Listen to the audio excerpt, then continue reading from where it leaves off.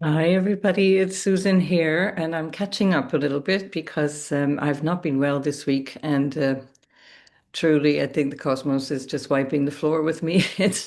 I'll explain more in the context of the astrology because I'm sure I'm not alone in going through this massive change. What I'm going to do is put three videos that I would have done separately into one video. So this might be a long one. You can come back and take it in chunks. And I'll do the sign by sign, including the three different topics.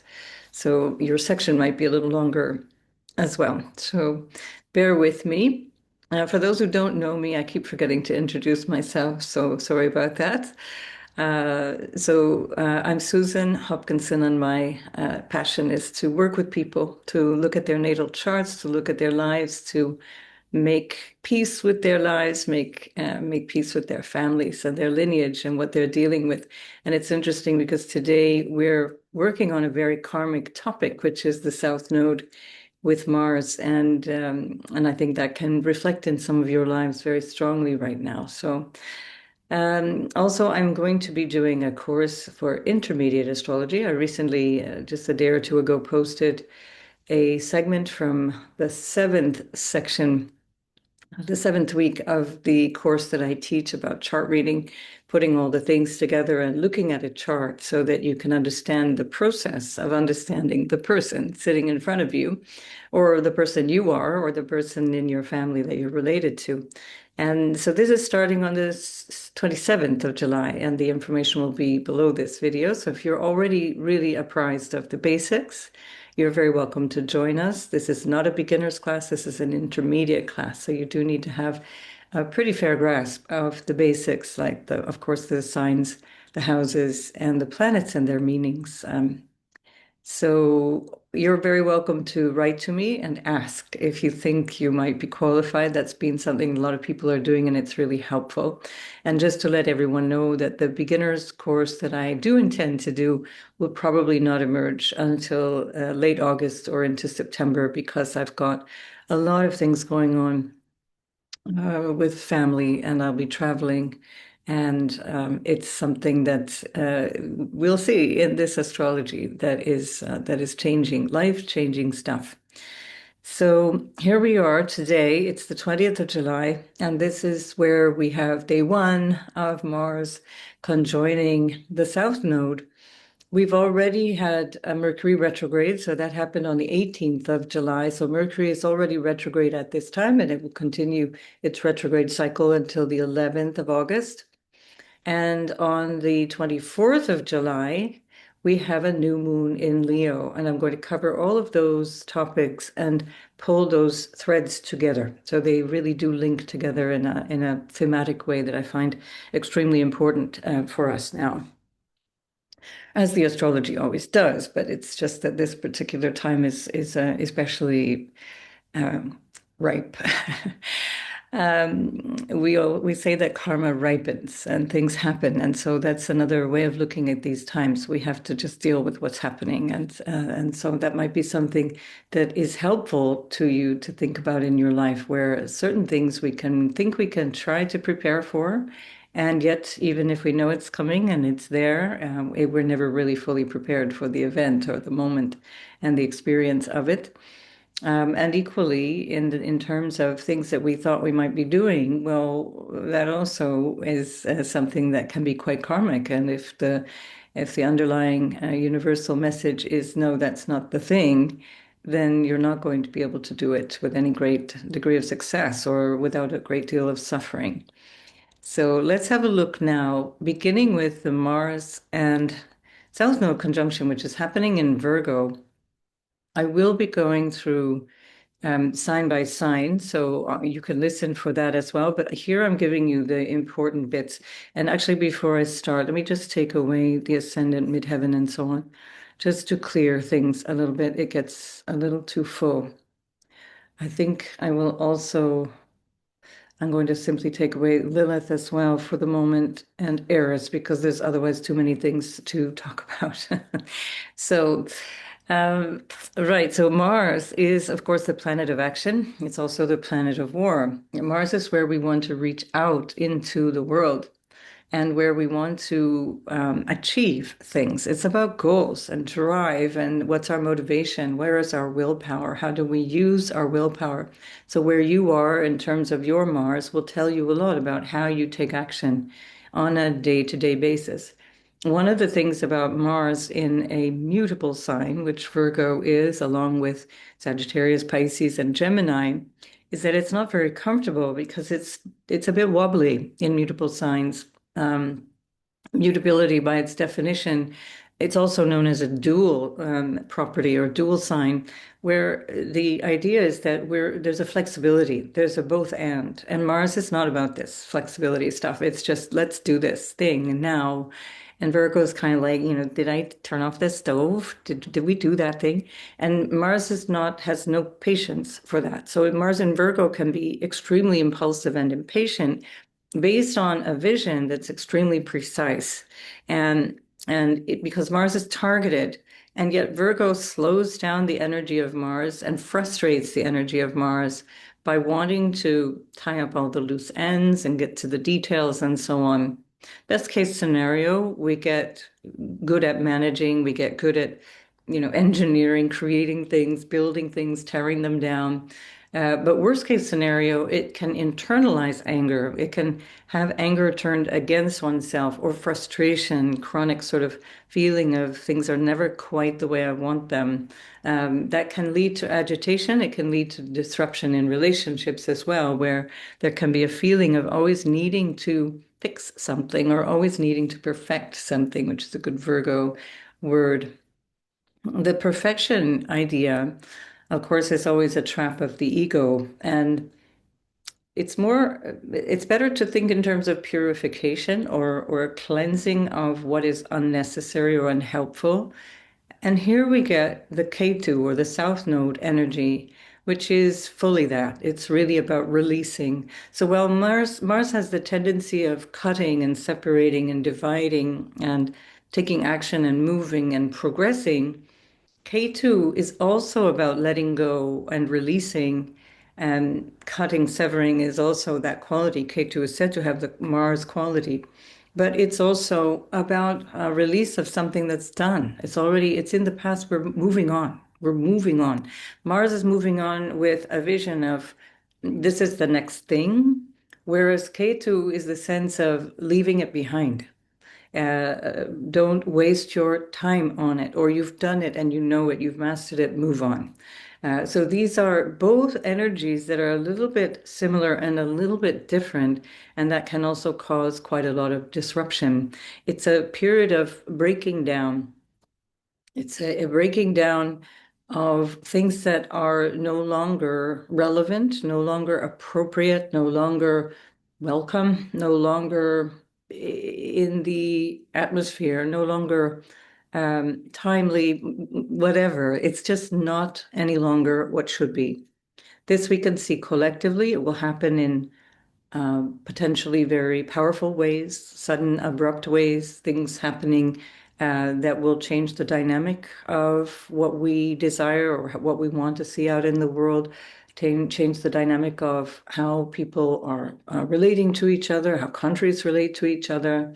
And these are things that we will be having to grapple with individually, of course. So again, you'll know more if you look at your natal chart and find out where Virgo is at the 19th and 20th degree. But really, we've already been in this energy for several days building up to this, and we'll continue to be in this energy even beyond the new moon in Leo. So that's why I'm including the new moon in Leo in this video, because it's part of this story. So what are we leaving behind? Well, this is a question of progress in life, where we get to a place in life where we have to just recognize that things are moving on, things are done. That can be relationships, that can be a job, that can be a habit. Virgo represents everything that we do day to day. It can represent health as well, because the things that we do day to day support or erode our health. Virgo is the sixth house in the natural zodiac. So it tells us a lot about what we do as habits and jobs and the obligations and the duties and the obstacles that we confront day to day. And also in terms of where the house is in your chart, it will add that extra layer of meaning to the Virgo significator. We also have to think that on the other side of Virgo, in the polarity of Virgo, is Pisces. And so what we're leaving behind is to get to this place where the North Node is in Pisces. So if we take the Mars Virgo in as a group, it's opposing the North Node in Pisces, which is about a brighter future or about a thing that we need to expand into, that we're working towards to move in a different direction or an improved, expanded direction, wherever that 19-20 degrees of Pisces is in your chart. And then we have a very fortunate ruler of that North Node, which is Jupiter in its exaltation, and it's now visible. And that's another thing I would have mentioned if I'd been able to do a video that about maybe already 5 days ago, Jupiter became visible, 14, 15 July, because the Sun and Jupiter had sufficient distance then that Jupiter was again bright in the sky. Otherwise, the Sun just blinds us to seeing the planet. And so this is a strong Jupiter for the first time. We have a strong Jupiter now between now and sort of November when Jupiter will retrograde. It's not that it's not strong, it's just moving back over where we've already been from November through February next year. But this gives us a feeling of a greater accomplishment or a higher wisdom that we can draw on as well to get to that North Node. The South Node, as well as Mars, at the time that they're conjoined, are, on the other hand, ruled by Mercury, which is retrograde. So there's a lot of reflection about what has come, what has already been, what has just recently been done. For example, since Mercury moved in to Leo, which was in June, we've had, I guess, no, the end of June, beginning of July. I'm sorry, I've forgotten the date. I should have noted the dates about the Mercury thing, but I'm going to have to put that in the description box below. So let's say since I think it was the beginning of July that Mercury moved in to Leo. At that point, we have been accomplishing something or looking at something or grappling with something that now Mercury has slowed down and is stationary, meaning we're not yet really sure which direction we're going in, which goes along with that mutability and the frustration accumulating with Mars that says we know this thing, we know we don't want these things or that thing, and yet we don't know what to do about this. And so the only thing that we really have to draw on is this Jupiter, which is faith, a faith that is about wisdom and awareness of what can come, of what could be. Mercury will continue its retrograde cycle until the 11th of August, and then it will cycle back through the same territory we had since the beginning of July, all the way until I think it's something like the 25th or 27th of August. Don't quote me on that. I'll put it in the description box. But let's say the full month of August is also going to be about processing basically the month of July. So we're including this in the event of the Mars conjoining the South Node because it rules the Mars conjunction with Ketu. Mercury plays a big role as well because it's also ruling Venus, which is in Gemini and squaring this Mars and South Node conjunction. So Venus is squaring the nodal axis. And this Venus square is also a part of this whole week ahead. She's moving forward. And Mars is currently 20th and 21st of July with the South Node, and the nodal axis moves backwards. So the actual conjunction is happening later in the week, closer to the new moon. When we have this square from Venus to the nodes, which is already there, it's already been there for a few days, we are now challenged to take a decision or make a choice based on our desires. What is the desire?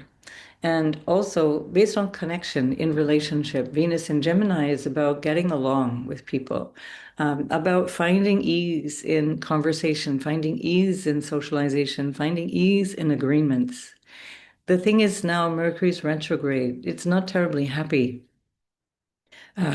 it's going to be a while before we can really find this ease or find the actual outcome or the solution. But we know that the Venus, much like Jupiter, is a big part of our story of what it is that we need to move towards, how we need to behave pro-socially, pro-actively looking for solutions that will bind people together, that bring people to the table to talk, that bring solutions that are good for everyone. This is much the same energy as the Jupiter in Cancer.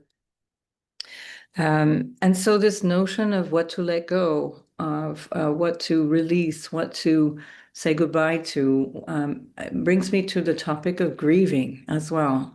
What do we need to grieve? Because when we're in this kind of a limbo, like I said, with the Mercury basically at a standstill for several days around the time of its retrograde from the 18th of July, it's still very, very slow at this point. So it's essentially appearing to stand still in the sky at the same time as all of this is happening. And the tension just accumulates. And this can create this internalized emotional sense. For example, the Mars South Node, if you have that natally, you might find it difficult to express anger or to be able to make sense of your emotions. And and it's not an easy thing to be able to grapple with. It depends on which sign that's in, depending on how strong either Mars or Ketu are. But it is something that is requires maturity and requires a certain amount of conscious engagement, so that there's a process that's allowing the emotion to come to the surface. And in this case, we're looking at a process of big change that's, on the one hand, we know we have to make, and on the other hand, is still inhibited. We're not ready to do this thing yet. We know it's coming, and we know we have to deal with it. So the grieving can be, again, part of our collective experience of grieving a world order or grieving a cultural shift, grieving an environmental shift, and grieving a political shift. All of these things are creating massive instability. And at the same time, we have this bigger internal life experience that we have to grapple with as well. So this is a really good time to ask that question, what am I grieving? Can I bring that to my awareness by writing this down? Is a very Virgo thing to do. Take a journal or write lists of things. I often advise people to do things like mind maps, which is simply to take a idea, a word that might represent an emotion, something like anger or sadness or grief or whatever, and you just write that in the middle of a big blank page, and then you just draw lines to words that relate to that, or people, or ideas, or sentences, or something you heard in the past. You can doodle it. You don't have to write it for those of you who are more visual. And but it's helpful to do that in a kinetic way, that you're writing things down, that you're actually taking action, which is the Mars. I'm doing something about this. I'm putting that in existence. I'm making that a three-dimensional reality. Mars does really well when that happens. Um, and so this is a good time to become really clear, because those emotions can have you destabilized in such a way that it's difficult to make forward plans, or it's difficult to know what is the right thing to do. And this is where we need to take the time to slow down before deciding. So this is not a good time to take decisions. Things may be decided for you at this time because it is a very karmic energy, as I've already alluded to. But it may be that you need to, respond to something. And the more that you're aware of your emotions, the more that you're aware of what you really recognize is, yeah, I already don't want this thing, or I know I need to move away from this, or I know I need to stop seeing that person, or stop doing that habit, or stop eating that food, whatever the thing is. It is already in your field of awareness. And this feeling, this malaise that might be there, can feel like stagnation, but it's awaiting release. So try to engage with the release. Um, and also, this is part of the grieving process I was describing, which is certainly what I was also experiencing this week, where I realized I'm in this incredible turning point in my life. And it's whenever something big is changing, and we're all going through something big changing, so you can apply this directly, I'm sure, in any number of areas of your life. The big change is understood unconsciously before it's understood consciously. And even if you think you have an inkling of it, your unconscious mind is already processing things. And in my case, especially because a lot of what I'm going through is about my parents and their health situation. They're very elderly and the things that need to be done around that.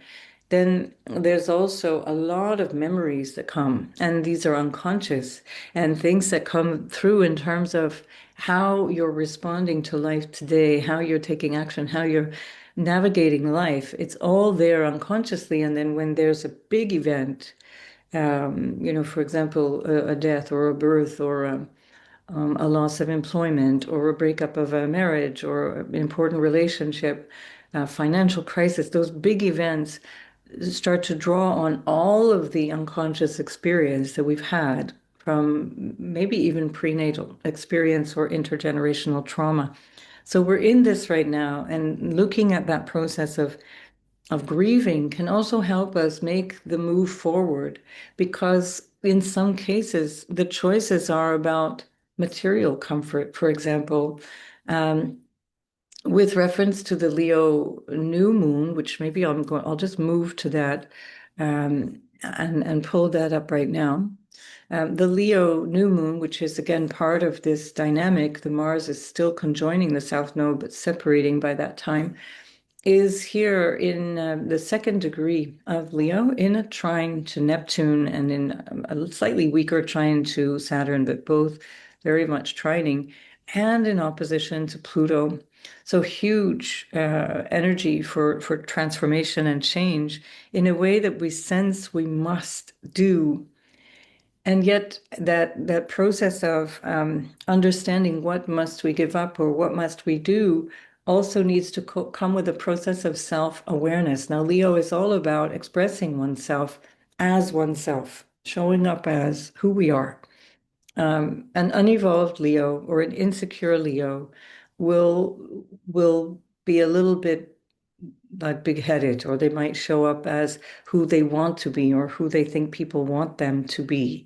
And so there's a kind of a too muchness in the way that that shows up. But when Leo is grounded and stable and solid and aware, self-aware, there's no need to go over the top. It's like the sun representing Leo.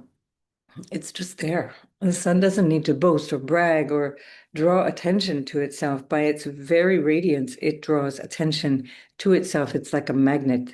All of life comes from that energy, and yet it's not forced on us. So if we think of that from an ego perspective, where we want to understand our best place is from naturally evolving the self that we are and expressing that. This is who I am. This is just me as I am.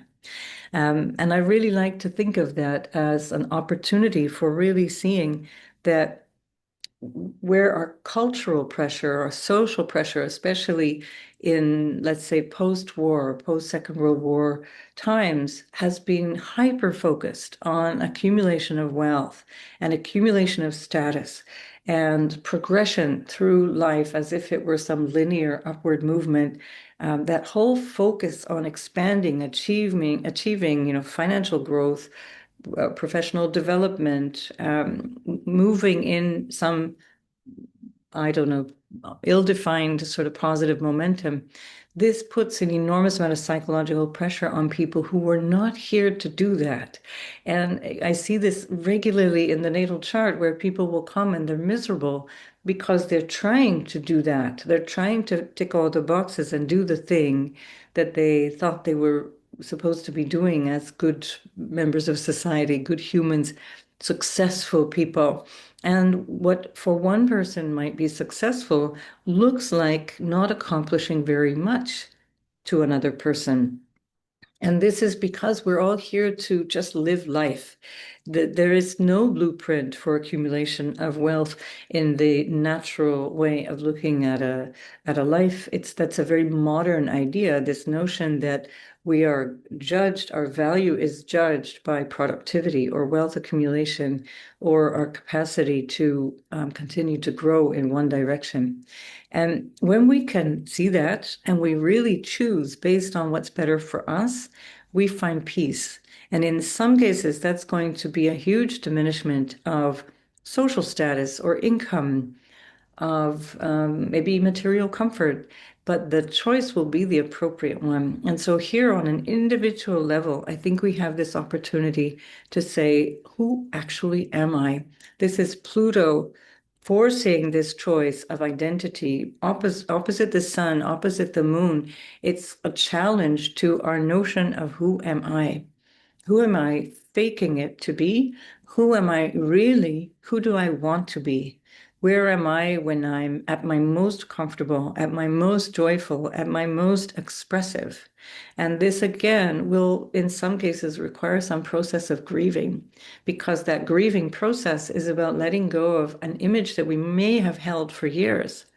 Maybe that image was handed down through generations. We must be like this. This is how we do things. This is who we are as a family.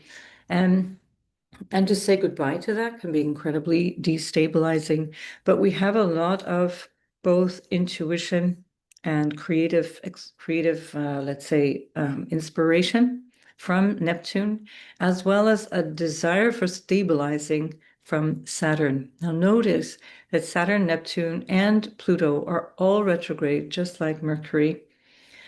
Now Saturn is ruling that Pluto, and Saturn is being ruled by by Mars, which is ruled by Mercury. And Mercury itself is now under the beams of the sun, and the sun is ruling Mercury. So the sun is the boss. So the notion of self, the notion of my dharma, my sense of purpose in this lifetime, why I'm here, it's never about a job. It's about my life, about what I'm doing. And it's stabilized by this Saturn. But the difference is that now we're reflecting on these last few months.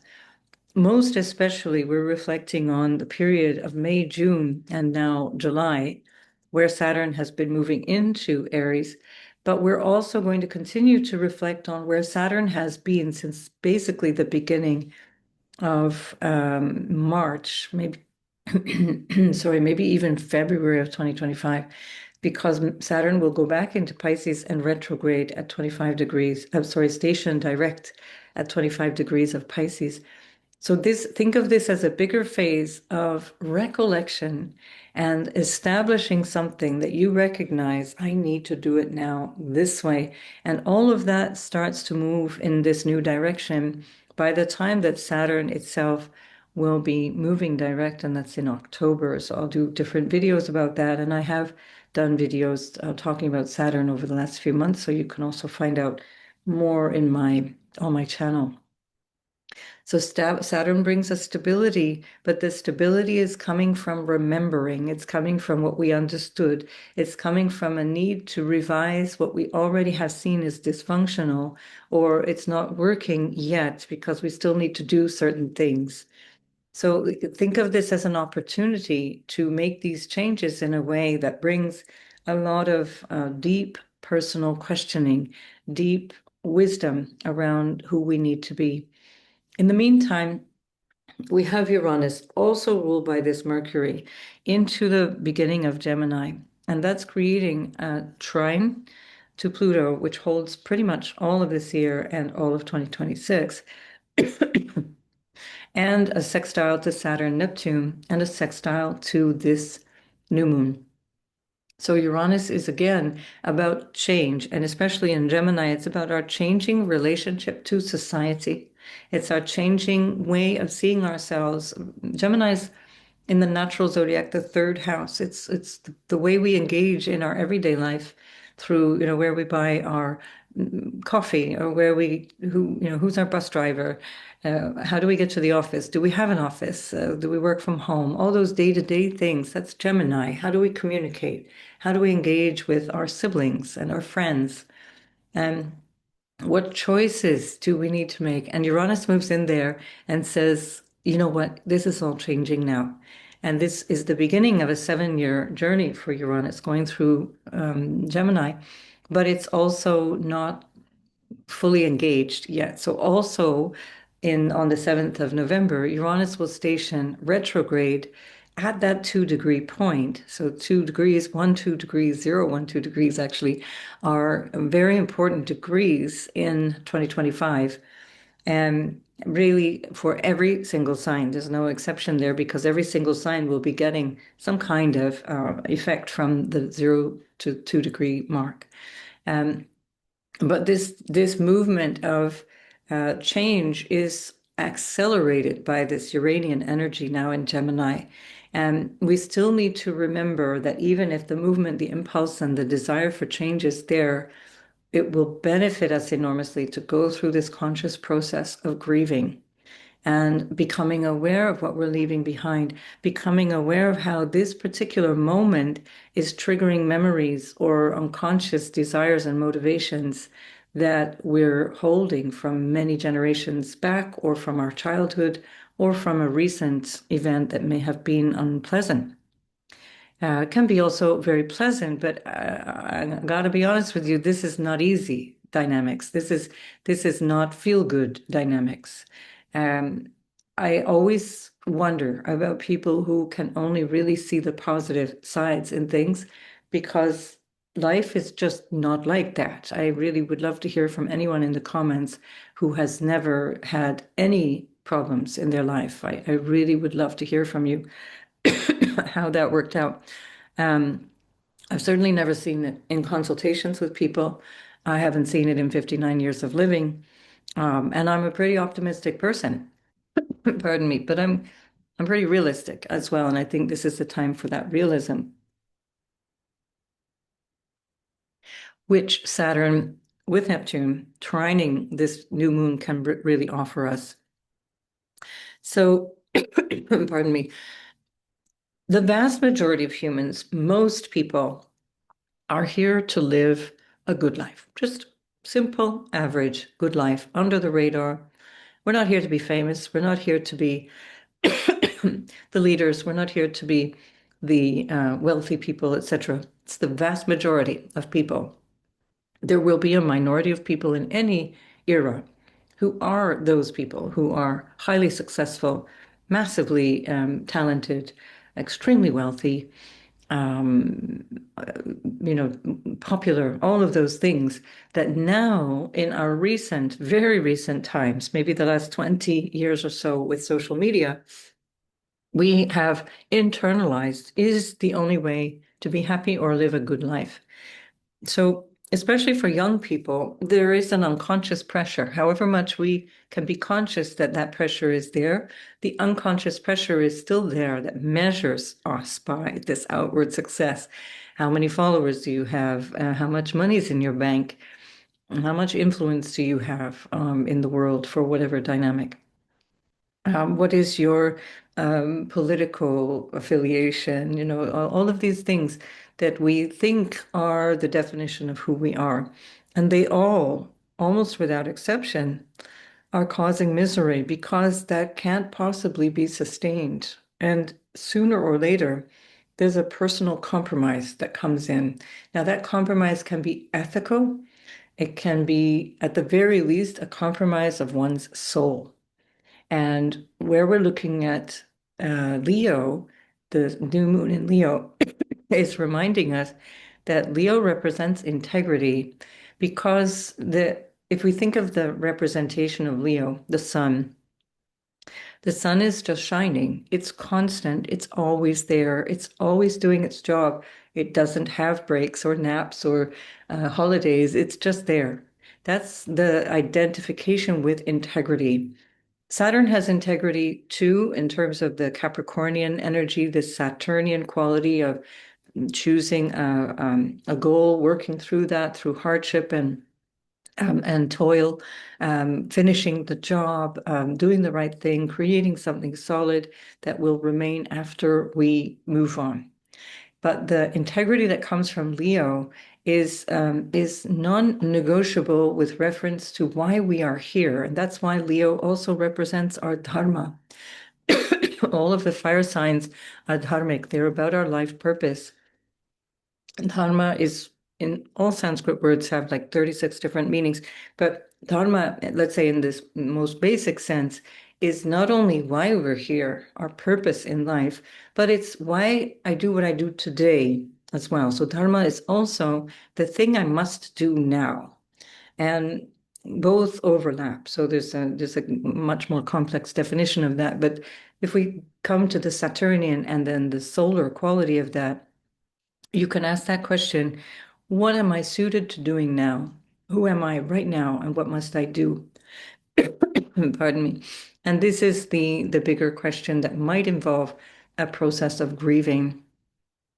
Now, again, I want to come back to the Venusian quality because 2 degrees, which is where we find the new moon degree in the degree theory of astrology, each degree has a representation in a sign. So you start with 1 Aries, 2 Taurus, etc. Here we're at the 2 for Taurus, and it's ruled by Venus. And in fact, where Mercury was, where it was stationary at 15 degrees when it stationed retrograde on the 18th, Mercury was in the Gemini degree, which is a very interesting dynamic because that pulls in Venus as well. And where Mars and the South Node were conjoining, first at 20 degrees, then at 21 degrees, 20 degrees, then at 19 degrees, no, 19 and then 20, sorry, but the nodes move backwards, so I'm trying to calculate, I'm going in the wrong direction. So first at 19, then 20 degrees.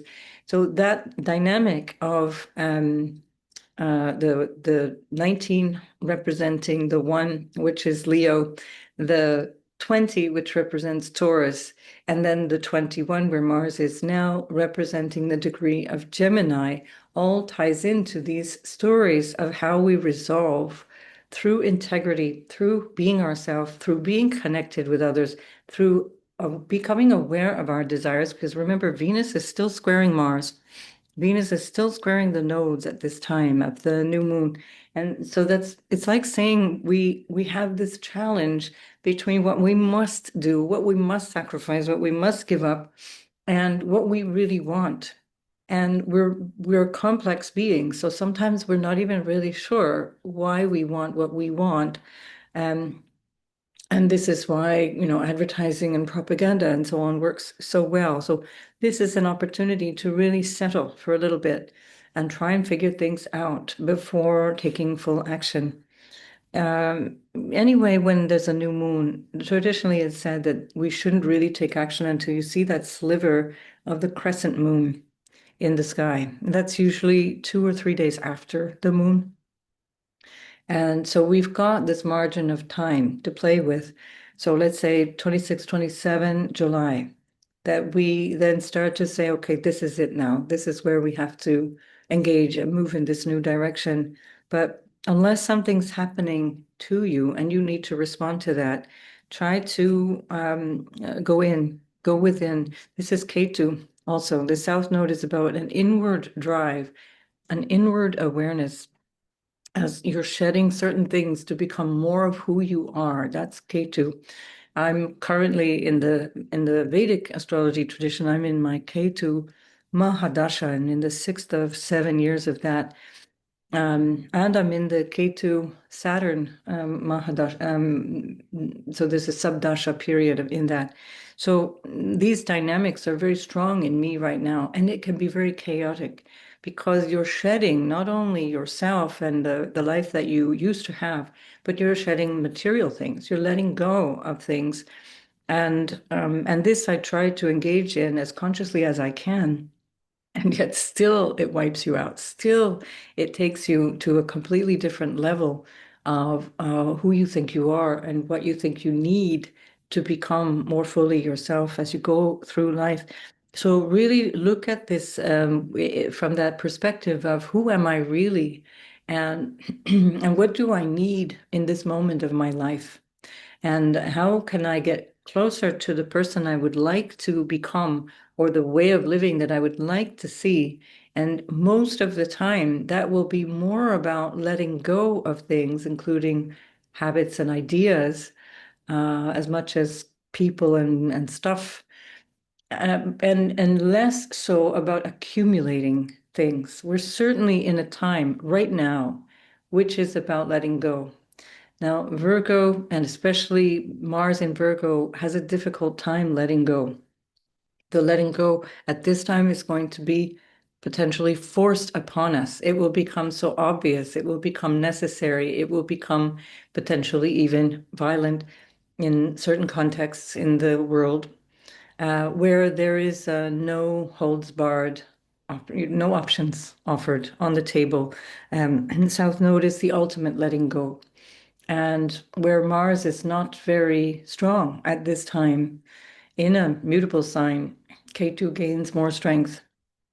And we have a whole big dynamic now, a chain reaction of things which are all pointing to the same dynamic. Now, if I come back to just now, where I was starting this, as we were looking at the Mars Ketu conjunction, which is exact on the 21st, but it's actually, again, as I said, over 2 days, 20th and 21st, it's both. That energy of the Mars Ketu is also at the same time as the Sun has been in a square to Chiron. So also for several days. So really since Mercury stationed retrograde at that 15-degree point, the Sun and Chiron were in square. And this also in the opposition that's already building with Pluto is another component of this notion of who am I really? What is my identity? Um, where do I prevent myself from being myself or from taking action based on what I would like to do because of some insecurity or some maladaptive behavior or having adapted to something that is unhealthy or not even my goal, not even my desire? Aries is all about goals and all about the vision for taking action. And we see here that something about Mars going on at this time is about surrendering. And the action that is to be taken will be more about releasing, letting go, allowing a bigger force than us to take over at this time to help us decide how to move forward. So surrender is one way of looking at this, and especially if we come back to the Leo new moon in opposition to Pluto. I really love that notion of the glyph of Pluto as representing, I give up, I surrender. I recognize that the transformation can only happen when we get out of our own way. And that notion of transformation, as if we can push our way through it and form ourselves exactly as we want, is New Age garbage. I don't have any other words. I don't know how to express it any other way. We have to co-create with a bigger force than us. And this is the moment. These are the days that we are going to come to this particular crunch time. Life is short, and we see more and more how fragile life is. It always has been. We see also how tender and beautiful life is.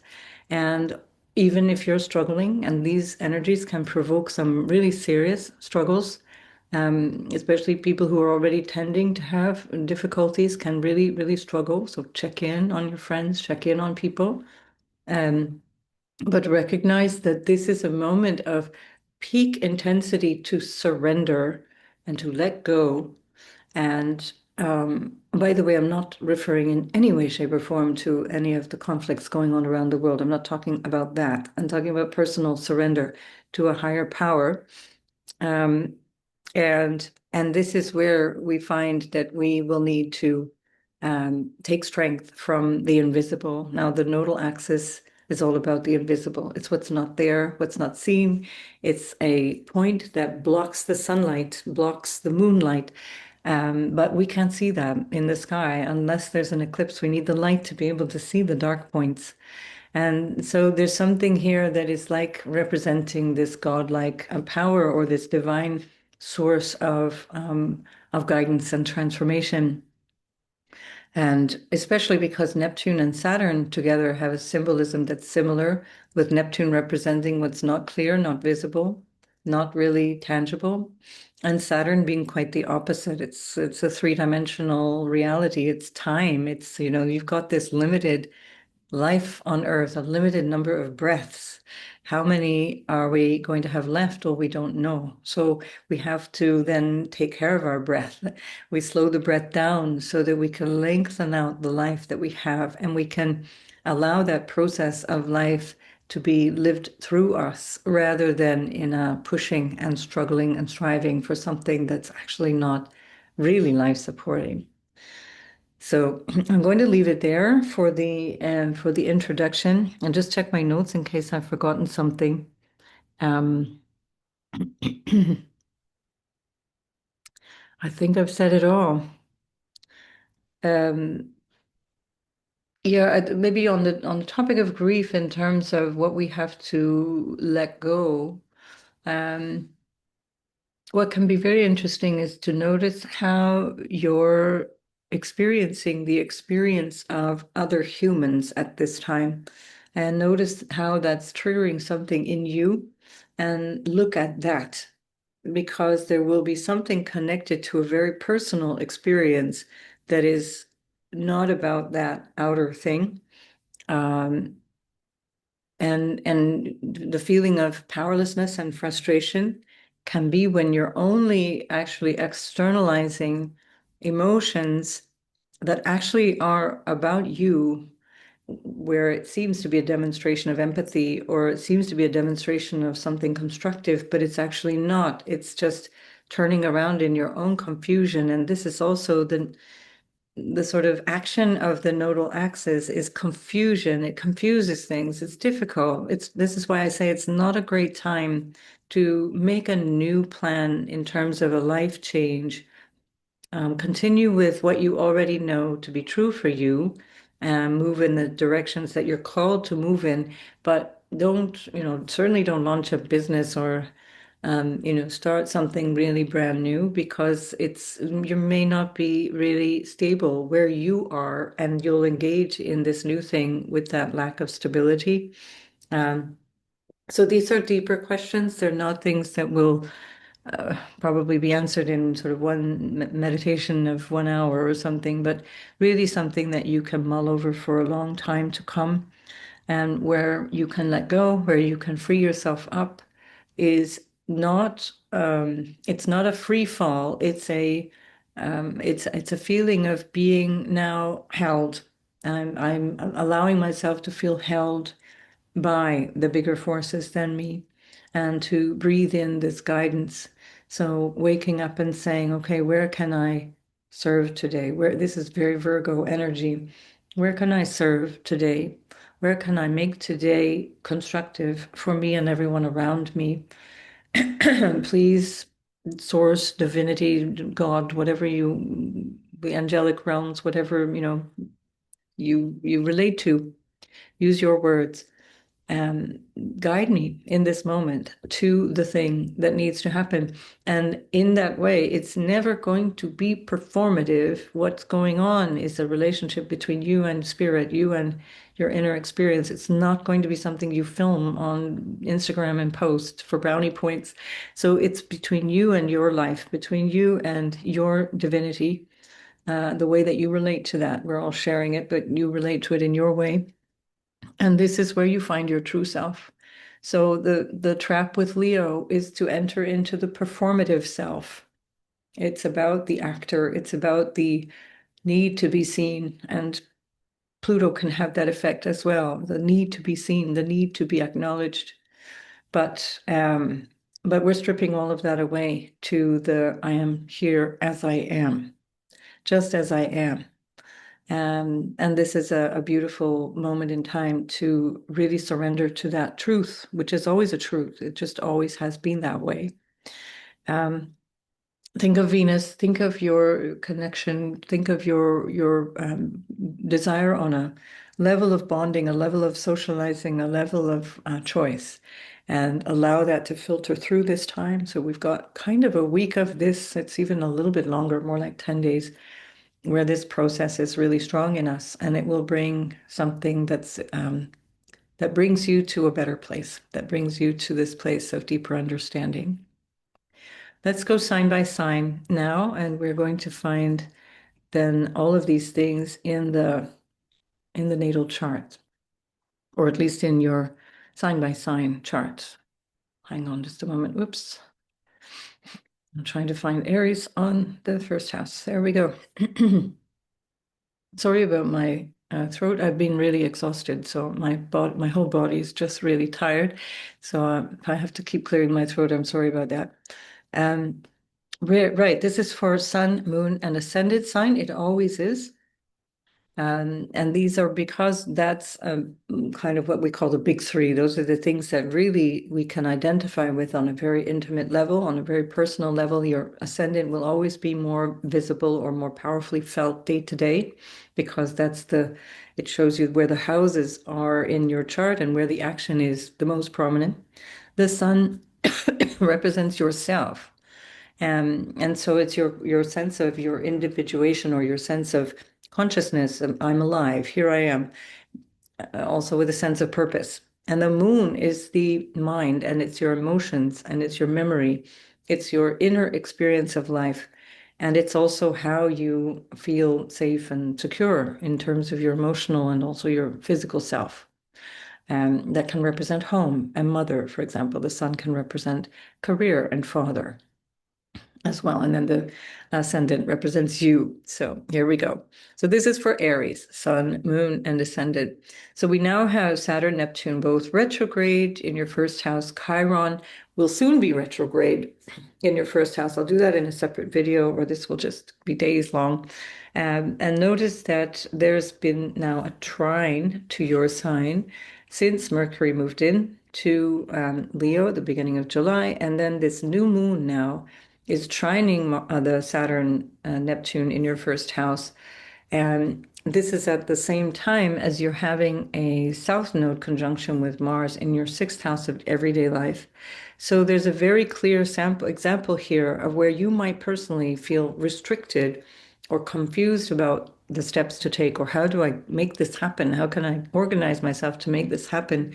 Where there's some new idea around your identity or around yourself, and you're forced to look at yourself and your identity and your vision for not only who you are, but how you engage with the world, how you reach out into your creativity. This may have something to do with children as well, particularly because Mercury represents children, and this is the fifth house of children. And this can also be your creative babies as well, projects and work and entrepreneurial engagement. But since it's an opposition to Pluto, which is in your 11th house, which is, you could describe that as like the world stage, or the audience, or the people who you are engaging with in a kind of a social way, networks and acquaintances and things like that. Um, it's also not just the outer reference of what do people expect from me, or what do I expect, how do I expect to engage in society, but also in terms of goals and visions for your future, for the long term, for the longer vision of life. So this is something that you will really want to reflect on. For the sign of Aries, the sun is your exaltation ruler. So it always feels quite engaging, quite inspiring to have the sun in your fifth house in Leo. And this is a perfect time, as there's this a capacity, let's say, of something lasting, something durable that can be shifted in you with this trine from Saturn, Neptune, and that allows you to stabilize something of who you realize you are now. Mars with the South Node in the sixth house has you really focusing on issues that might have to do with your actual physical health, because Mars is your ruler. It's the ruler of your first house. It's also the ruler of your eighth house. So it's your physical health, your body, and your psychological health. That can also reference intimacy or money shared with other people. And there's something here in your everyday experience that you're recognizing needs to change. This might have something to do with work, especially because Saturn rules your 10th house of your career, also your social status. And Mars, of course, in the 6th house is a hard worker. It's all about overcoming obstacles and things that need to get done, things that must be dealt with.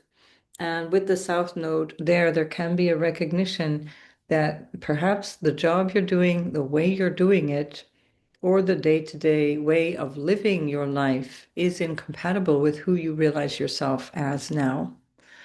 And Venus, which is also important, as I mentioned in the introduction, is in your 3rd house, along with Uranus. So there's big change around the way that you connect with people on an everyday level. It's big change around your social circle, around your neighborhood, around your local space, your siblings as well. As Venus can represent sisters, Venus and Gemini can be something to do with sisters or female cousins, for example. Um, and there can be a change that's either with them or through them because they are changing. Something might be shifting that there. But this can also be part of the bigger story, as I said in the introduction, where we're in a new frame of reference socially, and also how to communicate around that. How do we find information? How do we exchange information? This is very important for Aries. And that's a long-term thing because Uranus is in your 3rd house there for 7 years, with a break there between November and April, as it just backtracks into your 2nd house of money and self-worth and values. So I think also with the Mercury retrograde in the 5th house, it's also an opportunity for you to really reconsider options around how you express yourself, how you engage as yourself in life. How do you fully engage into who you are becoming or who you know yourself already to be? And what is the thing that needs to be stripped away? And now with the 6th house dynamic of this, especially sort of hardcore stripping away, where your ruler is with the South Node, you might feel yourself kind of at a crossroads, feeling blocked, feeling really stuck at this time. And that feeling of stuckness is a kind of a necessary passage. As I mentioned in the introduction, there's a kind of a grieving process. And the stuckness is a part of that grieving process where it's like there's a part of us that knows this has to go, this has to change, this must be moved away from or moved out of my life altogether. And in that process, there's a moment where it feels like nothing's working. I'm blocked. I'm completely stuck. Now, you might be here, but it won't be long because Mars will continue its journey and unstick all that feels stuck right now. But there is a real opportunity here for you to recognize where some of your stuckness might come from patterns of martyring, where there may be a sense of, I must do this thing, only I can do this, because that's the downfall of the fire signs in general, is the certain self-attentive nature, potentially selfish nature, self-centered nature. And so for Aries, that can be always a bit of a trap, where the recognition is to see where some of the things that you're doing may have been unconsciously done to get more attention, more accolades, more respect, more of whatever it is that you feel is lacking. And this is something that that this time really will support you through, because especially when Uranus goes back in your 2nd house, from November through April, you're going to have an opportunity to realize how whatever notion of lacking money, lacking support, lacking value, lacking worth, how that has had a grip over you and how you can now move forward. And this is the very beginning of that, as we've only had now just not even 2 weeks of Uranus in the 3rd house. So we're only just embarking on this.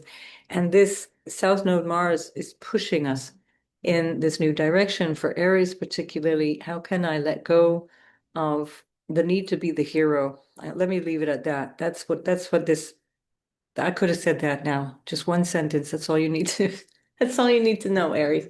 How can I let go of the need to be the hero?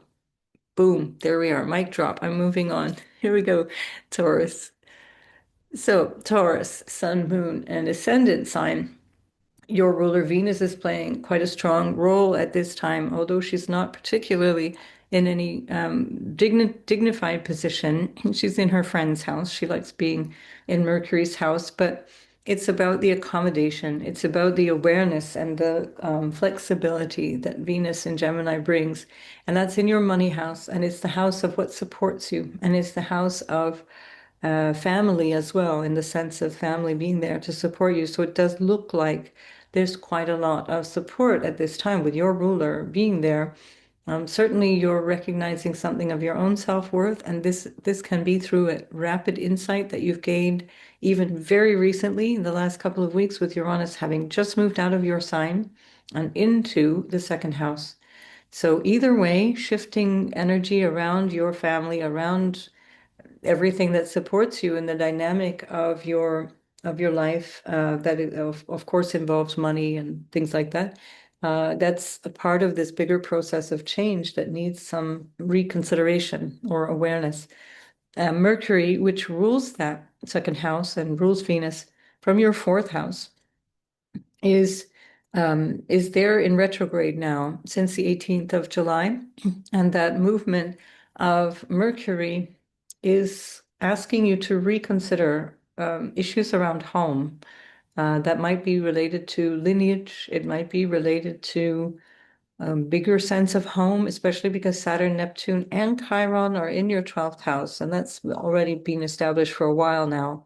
So there's probably a lot of remembering around things, remembering family, remembering ancestors, remembering God, remembering spirit. This is a very important time for Taurus to connect with what you have faith in, because Saturn in the 12th house with Neptune, Saturn rules your ninth house of your road to God, of how you relate to God. And in the 12th house, it brings you a sense of stability around your faith or around your awareness of the life that you live behind closed eyes.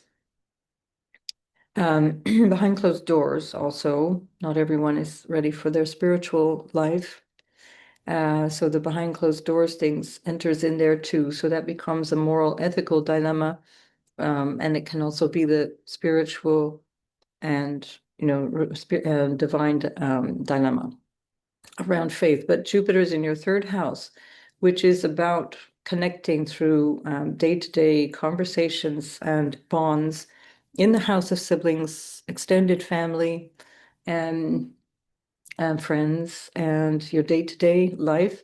And certainly, Jupiter makes this whole period of time easeful around those things. Again, this depends on your natal chart, so this will not always be exactly easeful, in those particular domains. Um, with Mars South Node, there's definitely something that is shifting around your way of expressing yourself, around your way of showing up. It can be with relationship to your children, your offspring in some way, shape, or form, or it can be your babies that you have produced through the work that you do, projects or creative enterprises or projects.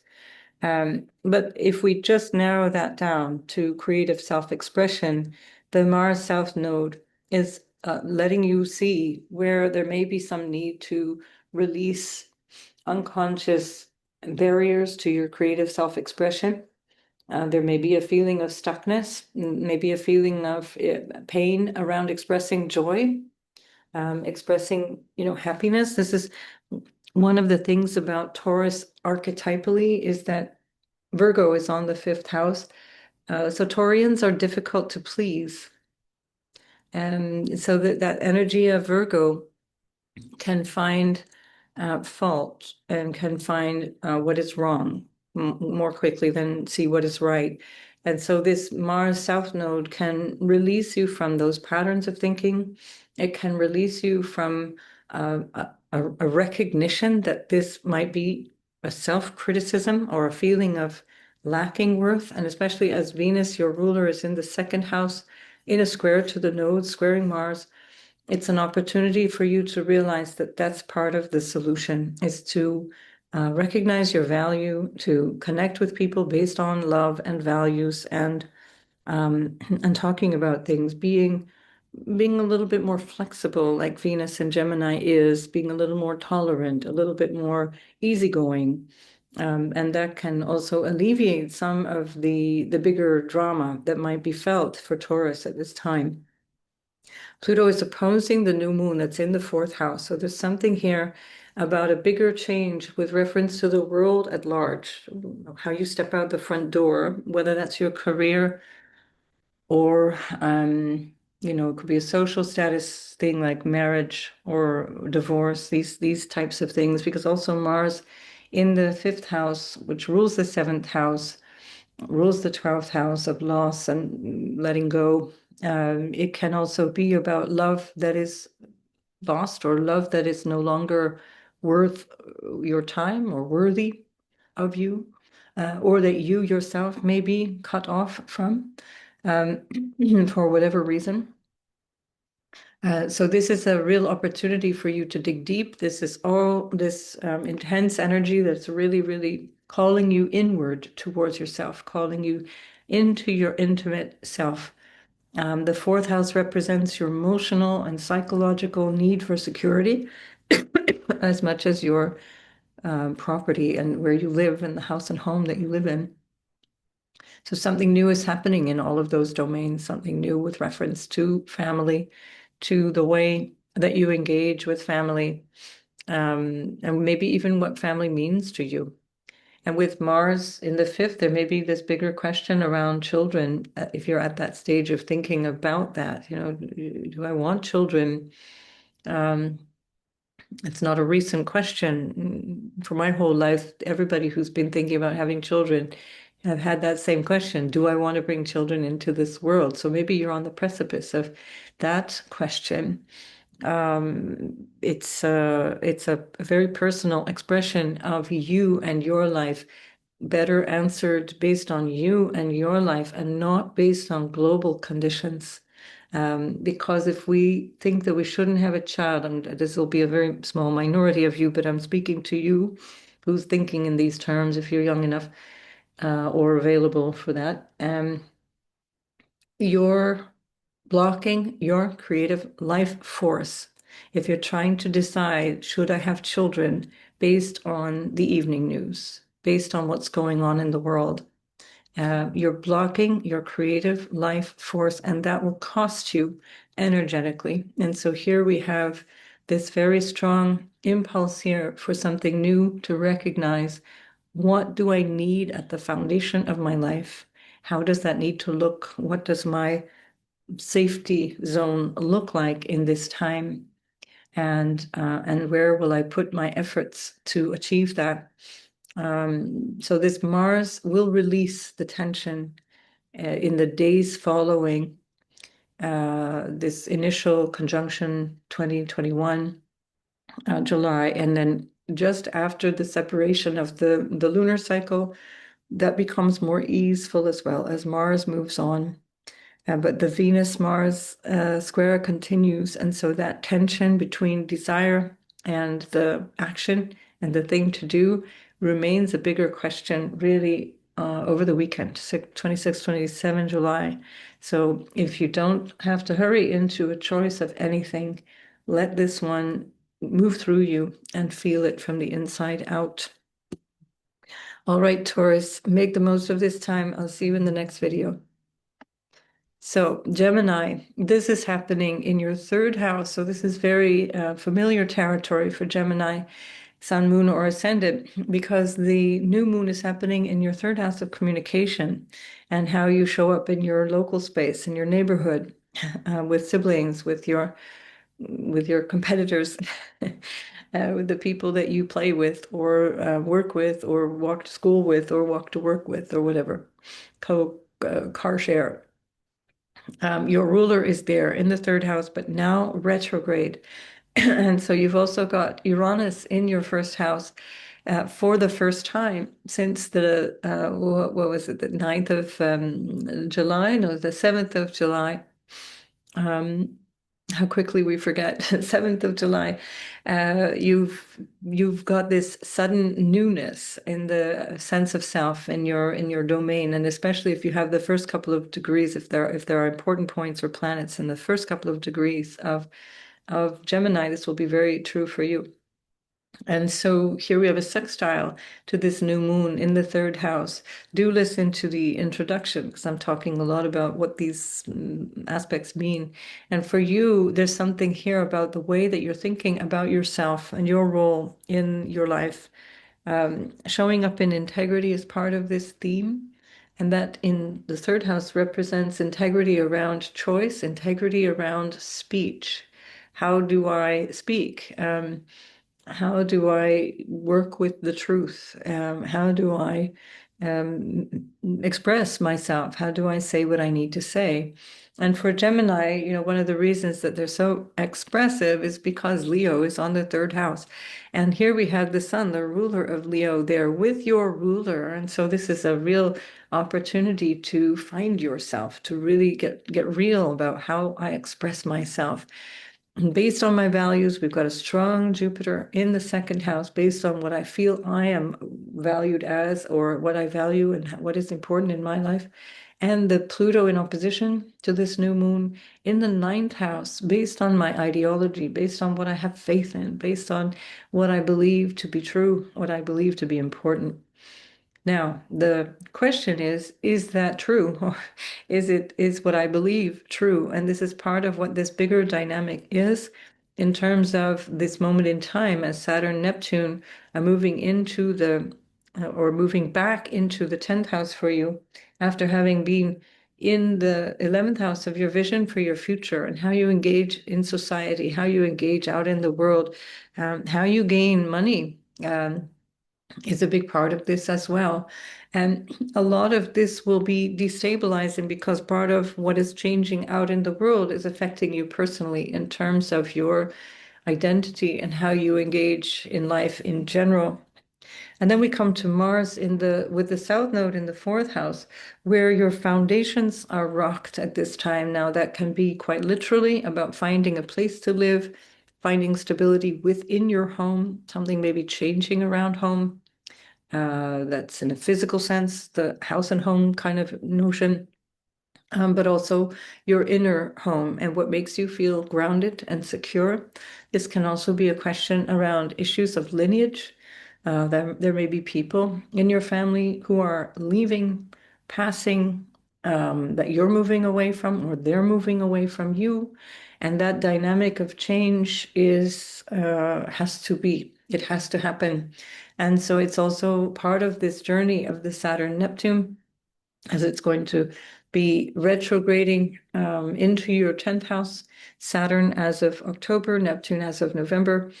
And that dynamic of reassessing what's going on in terms of your social status, your work, your career, your public image, your sort of career ambitions or your life ambitions, and your parents or your role as a parent. All of this is playing into this moment in time, especially as the South Node and Mars are squared by Venus in your first house.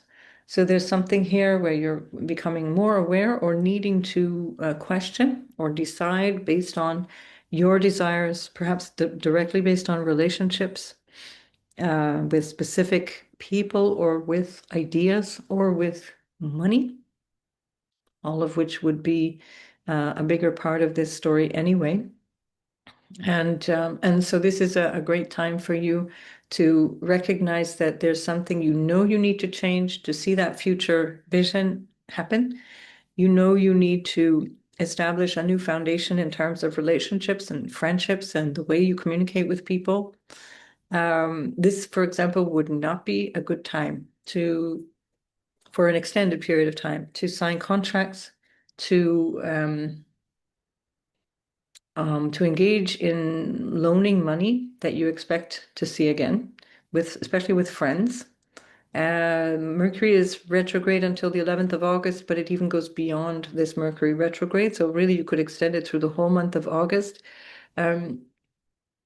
And so it's when your ruler is Mercury, it's really worth reflecting on that because there's a lot here that speaks to a letting go, a separation, a moving on from certain relationships, and that may be based on money stories or value stories. So whatever has to happen will happen, but don't engage in anything further that might cause more upset or loss or challenge. We're still not done with Uranus going through the 12th house. That comes back November through April next year, November 7th through April 2026. Pardon me. So you want to keep this long game in mind at this time. Ready to shed some perhaps psychological baggage as well. There may be some psychological things that come up or emotional things that come up really strongly right now. And this would be a good time to, close the door and allow some purging, allow some release of karmic stuff, family patterns, stuff that's got to do with more your lineage than you personally, but you're carrying it, for example. So a really busy time, lots of change, a fantastic opportunity to discover yourself in the most pure way possible and to come to this place where you feel that you're moving into, especially after the end of July, an open space for something fresh and different to emerge. Who am I? This is the Uranus question, it's the Mars South Node question, and it's especially this new moon in Leo question, opposing Pluto. Please listen to the introduction if you haven't already. You'll get more out of that. Cancer, Sun, Moon, and Ascendant sign. I'm going to say we because we're all in this together. Cancer, I have my Moon and Ascendant there.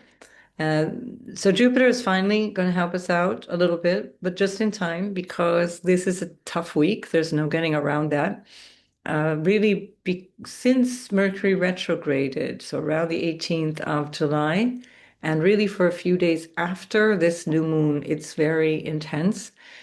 So you might want to do what I did, which is basically I just crashed and I had to stay in bed for the most part of the last 3 days.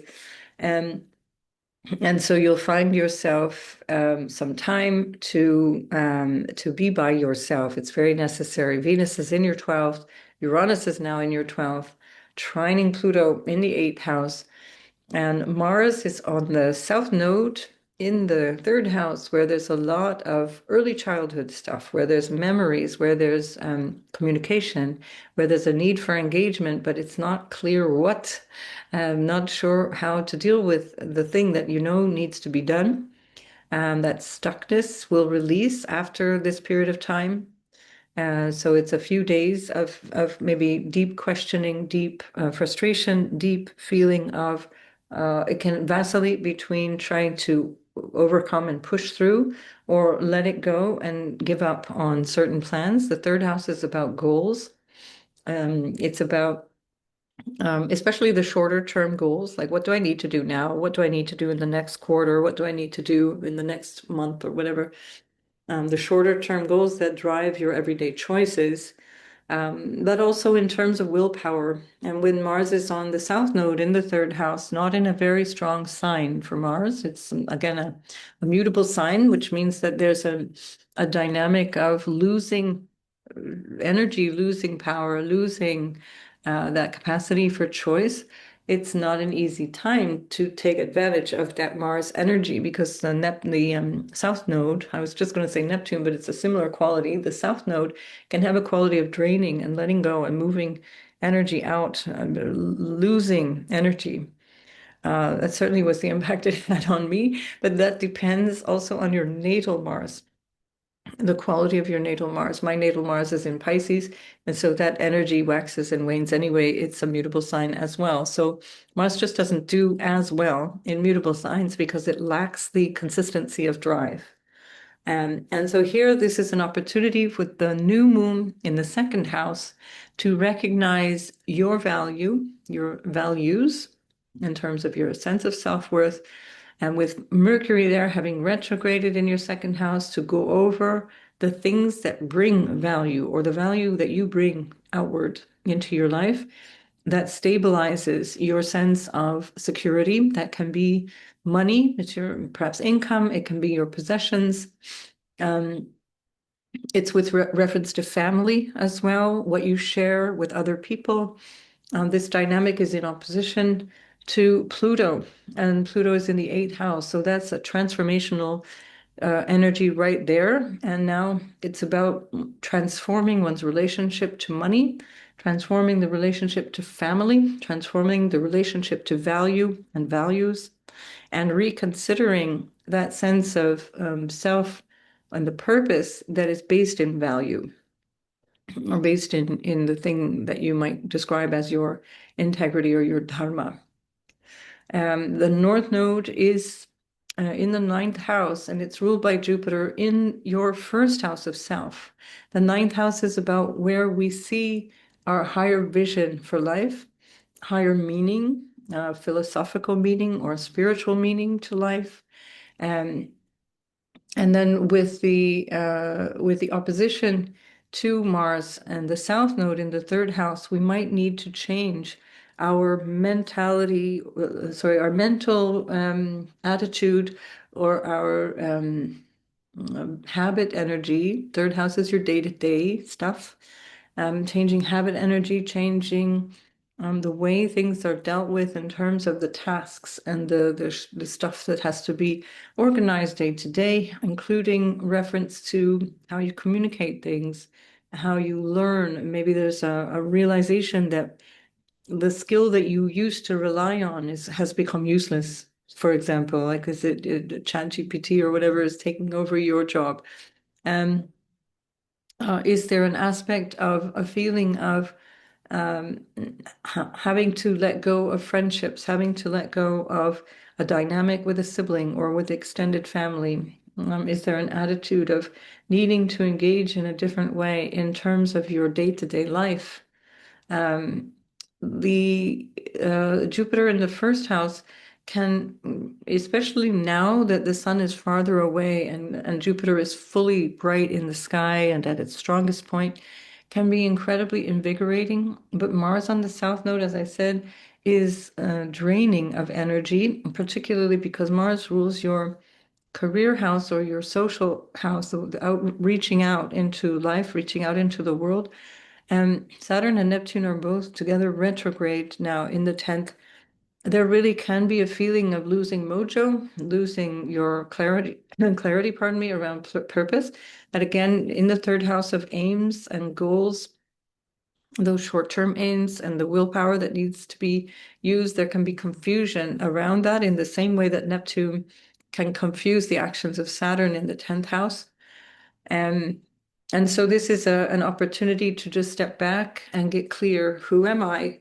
Listen to the introduction again, and or at least listen once, and have that sense, the deeper sense of why am I here? What is the purpose of life? What do I need to do? And what is my personal dharma? This is a really significant question for Cancer, Sun, Moon, and Rising because the North Node is in the house of dharma. So that ruled by Jupiter in the first house, the first, fifth, and ninth house are the houses of our expression of purpose, our expression of ourselves here in life.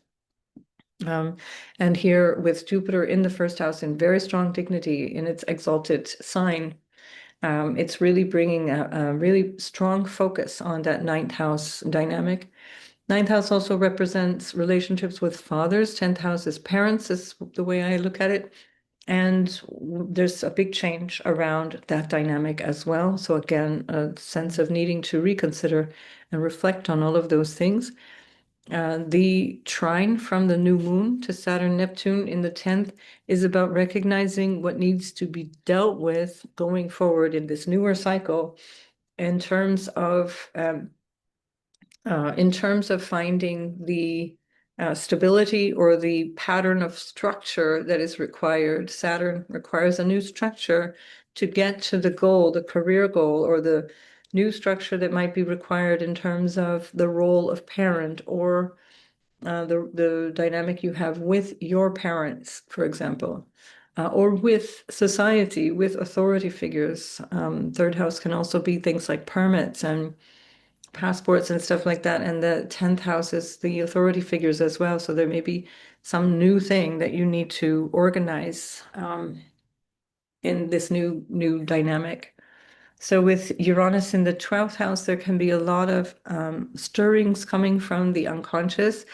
Pluto in the 8th can also work through that in a dynamic way with the Uranus to pull up old fears, old patterns, old psychological taboos or family inherited patterns, and recognizing where with Uranus, there's a new way of looking at all of this. It can bring a lot of insight, a lot of dynamism. Uranus is in a sextile to this new moon and sextiling Saturn, Neptune as well. So a really dynamic time to recognize how patterns work behind the scenes.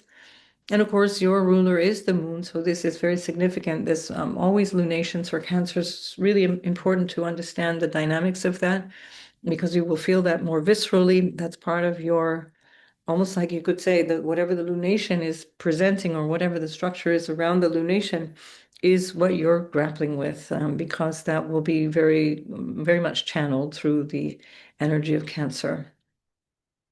So I think that's been all I needed to say for you. Do listen to the introduction. Cancer, this might be one of the easier expressions of this energy, but it's no less life-changing. And again, it depends on your natal chart, but it can be um, incredibly motivating. I think I missed the Venus. So the Venus square to all of this, so squaring the node, squaring Mars in the 12th house is very much in connection with what you recognize from an inner calling or an inner experience of self, an unconscious experience of self, or your what you might describe as your deepest motivations and desires. Um, that can also be connected even to foreign lands and foreign people doing work or business in that way. There may be with the Mars South Node in the third, which is a commercial house. Mars rules also your fifth house of entrepreneurship, a desire to change the way you're working, the format, or the way you earn income. It can be constructive, very beneficial, but it requires this, what I would think as the priority, which is the internalization and the understanding of this bigger process.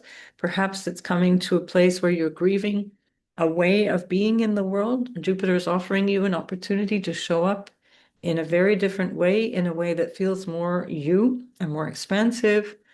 And with Saturn Neptune in the 10th, which especially from February 2026 just hangs out there for a long time, is a new way of being in the world, in your career, in your sense of ambition.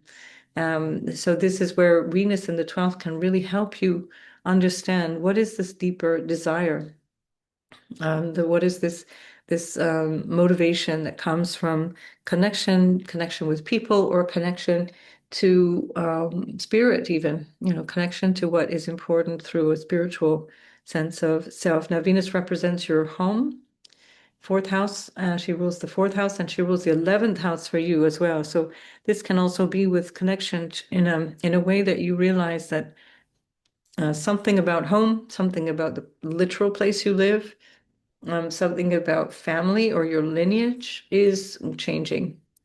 And that requires a certain, again, amount of capacity to recognize that and move on, recognize it and release. Sorry, Zoom keeps throwing my hands up when I speak with my hands, and I can't seem to get rid of that function. So I'll just wave to you. I think that's it, Cancer. I think we've said what needed to be said. As I mentioned, do listen to that intro, because I think it's more important even than what I'm saying for the individual signs. Right. Good luck with everything here, and I'll see you in the next video. So Leo, this new moon is of course yours. It's your annual new moon, and it's happening at 2 degrees of Leo. So especially if you have anything between, let's say, 0 and 4 degrees of Leo, this will be significant for you. Even if you have a lot at 0 to 4 degrees of Aquarius, this anyway has been a significant time because of the Pluto transit, but it's all the more so now because this new moon is asking you to really shift something in the way that you present yourself to the world, to your career, to your partner, to yourself, even. It's in a trine also to Saturn and Neptune, now retrograde in your ninth house. So there's a part of you that has been mulling over this sense of how do I reach out into my life and contribute in a sense, in a way that makes me feel purposeful. Um, in the introduction, I talked about the notion of dharma. So go back, please, and listen to that. So I won't elaborate on that here. But whatever this is, it feels like it has legs, except that we have an unconscious awareness that this is it for now. And then when Saturn and Neptune move back into that ninth house area, there will be a sense of, okay, this is what I've been preparing for. Now we can go forward. So get really clear, strip right back to the bare bones of who am I? How do I operate in or out of my integrity?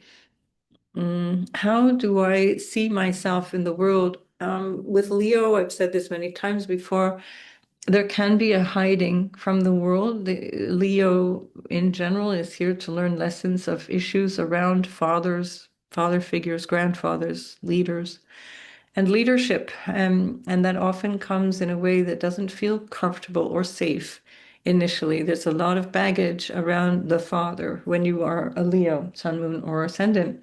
So this could be an opportunity as well because Saturn and Neptune are in the house of the father along with Chiron. And that is ruled by Mars, which is in the second house of family and values. And Mars having just crossed the South Node, where it still is at the time of this new moon, there's a really big letting go. There's a shedding of values, or there's a shedding of perhaps source of funds, source of income, connection to family. Mars rules your fourth house of lineage, the actual home, house and home, family, etc., as well as that ninth house of father type figures, or what I have faith in. And so here, there's something really big about your identity around your values, around your self-worth, and around also your a way of earning money or a way of managing money. So something around your money story is changing in a dramatic way. You've got Uranus moving into your 11th house of gains, and Venus is already there and squaring the nodal axis and squaring Mars as well. So there's something about the desire that you have for the future, perhaps for financial gain, perhaps for friendship and bonding or connection with people. Venus rules your third house as well as your 10th house of career. So there's something here about a vision you have for your future, but that is tested, it's challenged by whatever this is that you have to let go of in the second house. You're moving towards intimacy, towards that North Node 8th house dynamic for the next year, basically till July 2026. And that dynamic is also has a psychological component, which is ruled by Jupiter in the 12th. So this we know is incredibly powerful right now. And Jupiter also rules your 5th house of children and your creative self-expression. It's a dynamic around your experience of your inner world, your inner self, but there's a material shedding or a material change that's required to get to it. Saturn, Neptune, retrograding back in your 8th house later on towards the end of the year is going to help with that process. It's part of this bigger process. But right now, the focus is here on the Mars South Node. And of course, the sun is your ruler. So whenever the sun is in your sign, it's a good feeling. It feels more natural, spontaneous, personal. And when it's with the moon, there's a new cycle of you beginning. So especially if you have your birthday around this time, any time around sort of 23, again, it depends because every year it's a little different. The ingress of the sun into Leo, it can be 22, 23 July. Up until, let's say, 27 July. This will be a really significant time, maybe not 27, maybe 25, 26. This will be a really significant phase of new starts and new you in a very literal sense. Um, Other people might be changing you, so you might be changed by other people. And this is because not only is Pluto there in the seventh, opposing the new you, but also Uranus is in the 11th, and it might be, and it's trining that Pluto. And it might be that you're saying, you know what, I realize now I need better friends. I need people who have my back. I need people who care. Um, Maybe I need a new relationship to society at large or to faith and my beliefs, which is the Saturn-Neptune retrograde, which seems to be possible because Jupiter is in your 12th house. This can be also with reference to traveling far away places or meeting people at a distance or from faraway places who are influential on you, but there seems to be a capacity now for you to see yourself in a different way, in a maybe more mature way, in a way that says, take it or leave it, this is who I am. And the Mercury retrograde is part of this bigger process, and that continues until the 11th of August. So that questioning around who am I is part of the Mercury retrograde cycle and is part of this bigger time that we're all experiencing. And of course, that means even more so for you, Leo, Sun, Moon, and Ascendant.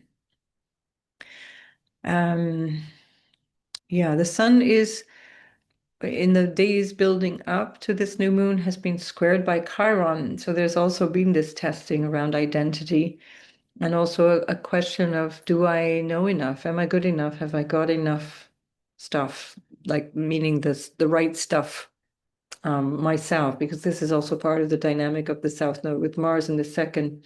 What am I bringing to the table? And what do I need to let go of? What do I realize is self-defeating? Yeah, and the Mars for you, that Mars story has something to do with security as well. So there's maybe a big fear around letting go of something that may have felt like a source of security. If it's an income source, like a job, for example, this will be a precipice that you need to walk. So definitely listen to the introduction to really get that sense of what is life all about and why am I here? This has been your bigger question, Leo, for quite some time. Why am I here? And is life about working hard and making money? So I'm going to leave it there, Leo. It's a lot. I think the introduction can be very helpful for you. And I wish you all the best. So I will see you in the next video. I'm going to come back maybe and see if we can go back to the Leo new moon to cycle in. No, that doesn't really help us, does it? Okay, let's see if we can get. I don't want to lose the moon too much. Right, so we now have Virgo, another star of this moment. Virgo on the for the Sun, Moon, or Ascendant in Virgo on the Ascendant here with the South Node Mars conjunction in your sign. So Virgo, you really have been going through an enormous personal transformation. There's a transformation on multiple fronts for Virgo because these are quadrant houses that are being profoundly affected. And the nodal axis in your first and seventh house is always a very profound time. You're changing, you're letting go of something, you're realizing something about yourself or about things that you thought you were, or about what you thought you needed that you must let go of. And here with Mars, it's a stripping away of something that can actually be not only a regenerative process, but at the same time build up a lot of courage around things that you might have been afraid of. Hidden fears, hidden anxieties. We've got the new moon in the 12th house, Mercury, your ruler, retrograde in the 12th house, and then Saturn, Neptune in the 8th house with Chiron, which has been there since 2018, and stirring up all kinds of issues around family trauma, around unconscious issues that may be disturbing your peace or maybe creating behavior patterns that are not helpful.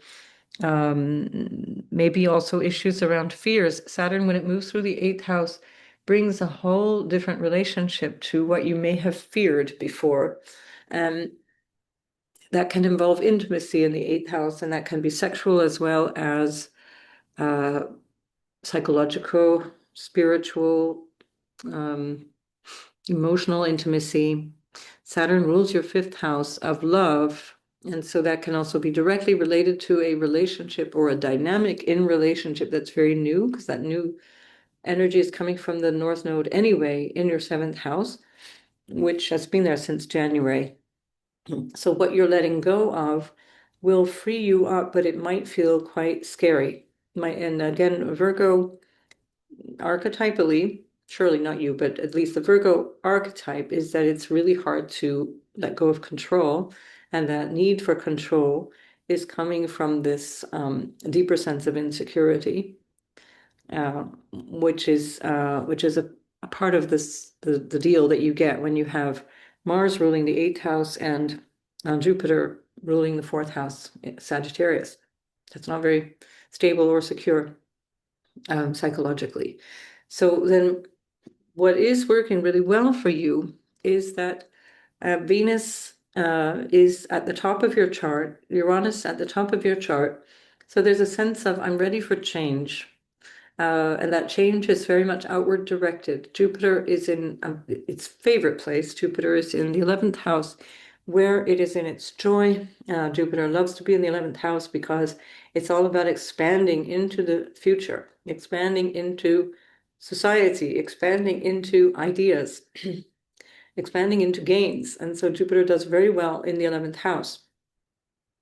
And especially because it's exalted in Cancer. So Jupiter for Virgo in the 11th house is the best you can expect. And Jupiter rules your relationship sector as well as your fourth house of your home and what brings you happiness and stability. So you're really well placed to find that, but you will have to find that by giving up an aspect of yourself, which may have been something that you haven't noticed or seen clearly about yourself. When the ego has to look itself in the mirror and say, "Oof, yeah, I do that. I do that, or I say that, or I'm like that," and to have to look at that. Now, the new moon itself is in opposition to Pluto in your sixth house, which is itself trining Uranus and also sextiling Saturn, Neptune. And so there's a big shift in terms of your relationship to your everyday life. A shift in relationship to what you consider to be an obstacle or what you consider to be a challenge and difficult in life. Also, a feeling of my everyday life is on the precipice of change or needed to be changed, or I will change it for the sake of my health or my day-to-day routine that just requires this change. There can be an element of this which is psychological. Saturn is ruling Neptune. Saturn with Neptune is ruling Pluto in your sixth house. And also, if we think of Aquarius as also being in its modern rulership ruled by Uranus in Gemini, there can be an element of psychological shifting or change, particularly because also your ruler is in the 12th at this time. So you might need to really sit with yourself and try and understand what emotions are there. Do listen again to the introduction so you get a sense of what that all represents to all of us, but I gave some individual pointers there. What do I need to let go of? What aspect of myself do I need to grieve? What aspect of my life as an expression of day-to-day life do I need to grieve? What aspect of relationships do I need to grieve? Be careful not to spoil a relationship that may be otherwise salvageable by being impulsive. So there can be things that come to a head, but with South Node Mars, we don't look back. It's done. And whatever damage might have been caused or whatever thing comes up, it's really hard to recover because this energy can be quite brutal in terms of moving on, separating. And Mars rules your third house, so be careful of harsh words or saying something that you might regret that can't be retrieved later. I think we've said it all for Virgo. Yeah, lots and lots of insights for you in terms of who am I and how do I show up in the world that will lead you to a freedom that you wouldn't have been feeling for maybe forever in your life. But you'll have, it's kind of a rite of passage for Virgo. It really requires a personal sense of letting go of something that may feel quite scary, but it's all part of the moment of that we're living in. So, and that clarity will come more in August, where your ruler will then be direct from the 11th of August and covering back through the shadow period that goes through till the last few days of August. So certainly by the time Mercury enters your sign at the end of August, there's much more clarity. So try and work through this period without feeling overly anxious about things. Think in terms of your vision, your ambition through life. What do I see my purpose as? What's my life all about? And then with Jupiter in the 11th, thinking in terms of how do I expand into my future? And that will keep you on track. All right, so good luck with all of that, Virgo. I'll see you in the next video. Right, Libra. Libra, Sun, Moon, Rising, you've got your ruler up in the 9th house in a very favorable spot. The Sun and Moon are creating a new moon in the 11th house of your future, also a favorable spot. Mercury retrograde is ruling your ruler at this stage. So even though she's very happy up in the 9th house, full of ideas and wisdom and a desire to learn more, there's something holding that back. Not to mention that Pluto is looming in opposition to this new moon. And that can also feel like something is holding that back. For Libra, this can very much be about, I want to show up in my life in a new way, socially, or in the vision that I have going forward in life. But there's a part of me that needs to change, or that is maybe afraid of change, or that isn't accustomed to showing up in this particular way. And that requires some courage, requires a new way of showing up. This applies to your relational dynamic as well, with Saturn, Neptune on the 7th house. So something about this might be, for example, that it's a relationship that feels like that's what's blocking you going in the direction you want to go. If so, there's something that you're realizing needs to change, but it's not clear how to deal with that at this stage. It's very favorable overall in the sense that Jupiter is in your 10th house, very happily in Cancer, exalted. So that's a benefic energy for you that is super supportive, and that's an angular house, so it's considered to be even more powerful when the 1st, 4th, 7th, and 10th houses are occupied by important planets. So your 7th is occupied by Saturn, Neptune. So it could be that you're struggling a little bit, either through a business relationship or a personal partnership, or struggling through notions of betrayal. That can stand out here with Mars South Node, 12th house, ruled by a Mercury retrograde, and there's something that can be worked through and something that you need to realize that comes from you in terms of what you need to let go of. The 12th house is about release, and that's why the South Node does so well in the 12th house, because it's all on the same page. Mars is about what is new, what I want and my goals and what I want to achieve, and that can have some reference to either money, because that's a 2nd house ruled by Mars, or relationship dynamics, partners of all kinds, but usually the most important ones, like the life partner, business partner.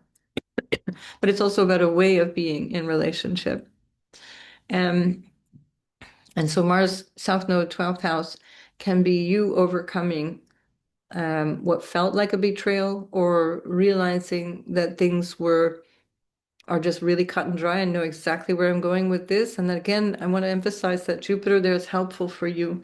So this feels like you understand your mission, you understand your sense of, what the potential is. And so the response to whatever is going on is quite clear.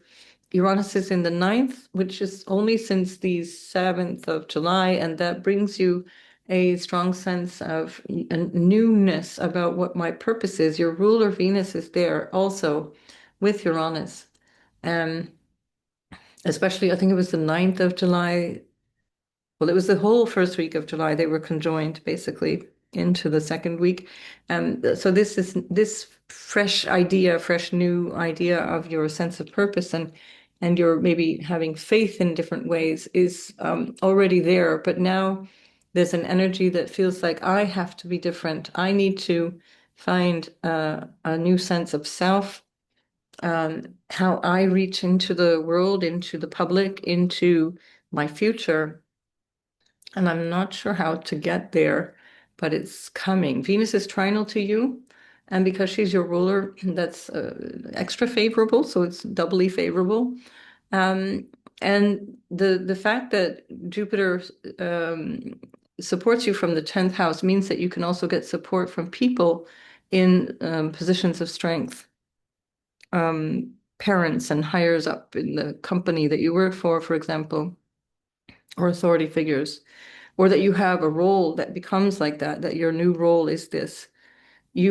Because Mars is in your 12th house of self-undoing and what is hidden from you and behavior that is hidden, as well as hidden enemies, you either are realizing, okay, I got to give this thing up, this addiction, this behavior, this victim consciousness, this savior consciousness, which is a very Libran thing as well.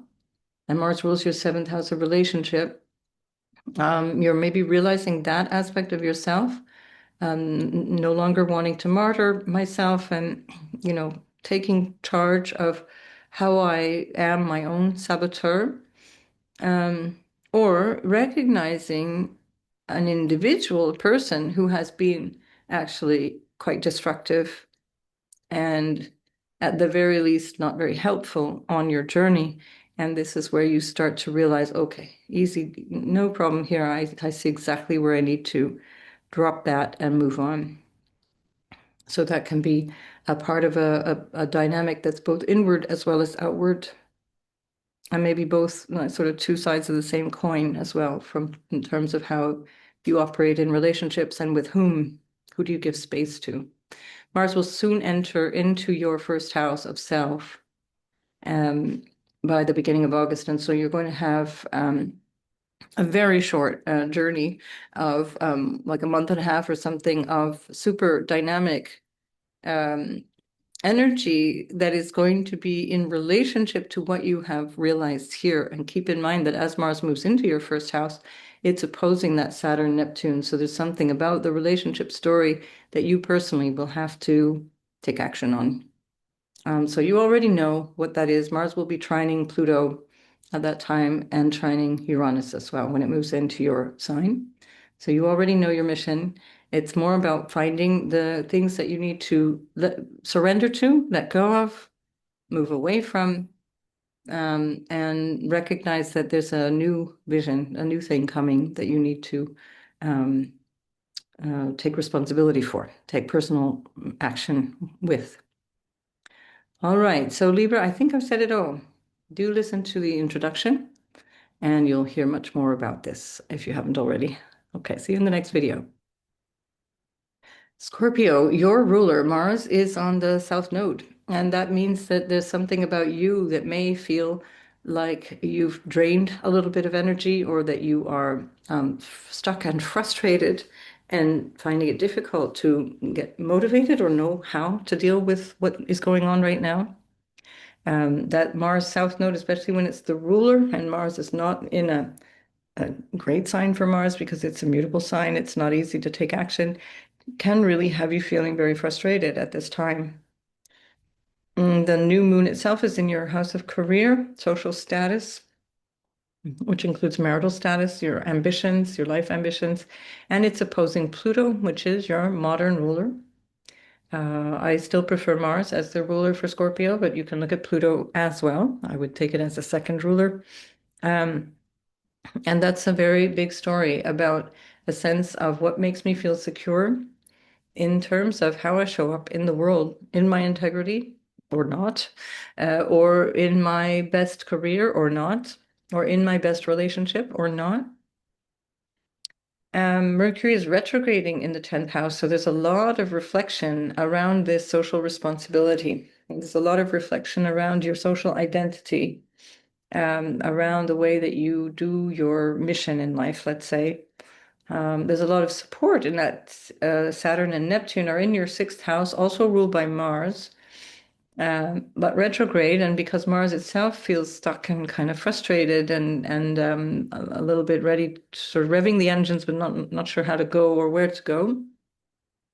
There's a lot about work and your day-to-day life that might involve issues also around health, also around issues of martyring.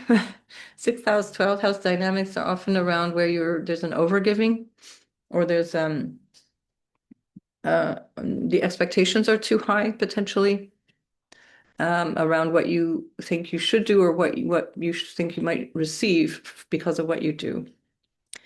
So this is a really good opportunity for you to question your goals over time because the South Node is moving through your 11th house and for another year. So since January 2025 until July 26. And with Mars now, it's very, very clear that whatever you were kind of conscious that you needed to let go of already for quite some time, in terms of a future vision or a goal or an idea, Meta's getting hungry, or whatever vision you had for fitting in to a group or a society or something like that, then you're realizing it has to go too. That goal is no longer valid, or it's no longer mine, or it was never mine, and I'm realizing that, or I just can't. It's not going to happen, and I have to make peace with that. So Venus in the 8th house is a square to that. So there's something about your connection to what you share with others, whether that's in intimacy or financially speaking, or psychologically speaking, even in terms of with yourself. Or 8th house is also, of course, things to do with the occult, things to do with the more mystery school stuff of life. The what we're doing here, for example, tarot and divination skills and so on, that there's something there that is being challenged. And so maybe there's a part of you that is also wondering if you should make more use of that part of yourself. It's already usually quite strong for Scorpios, but it's not necessarily used, or at least not always used in a useful or constructive way by Scorpios. And this can be your opportunity, especially as Saturn and Neptune will be moving back and forth into your 5th and 6th house to bring that into your everyday life, especially starting next year in a more permanent, lasting way. Uranus in the 8th also will be changing a lot of your relationship to family trauma, to what is hidden secrets that were either held by the family or that you're revealing to yourself, things that you were hiding from yourself, or secrets that are just in your relationship dynamic, marital or otherwise. Venus rules your house of relationship and the 12th house of what is not clear. And she's in the 8th house, which is the house of transformation and through revelations of knowledge and secrets and taboo issues and so on. So there can be quite a lot of that. And Pluto is there in the 4th house opposing this new moon. So there's a new understanding for Scorpio, Sun, Moon, and Ascendant, a new understanding of yourself that's quite profound. So there will be a need for you to trust. This is your trust fall moment, Scorpio. That's not an easy thing for you.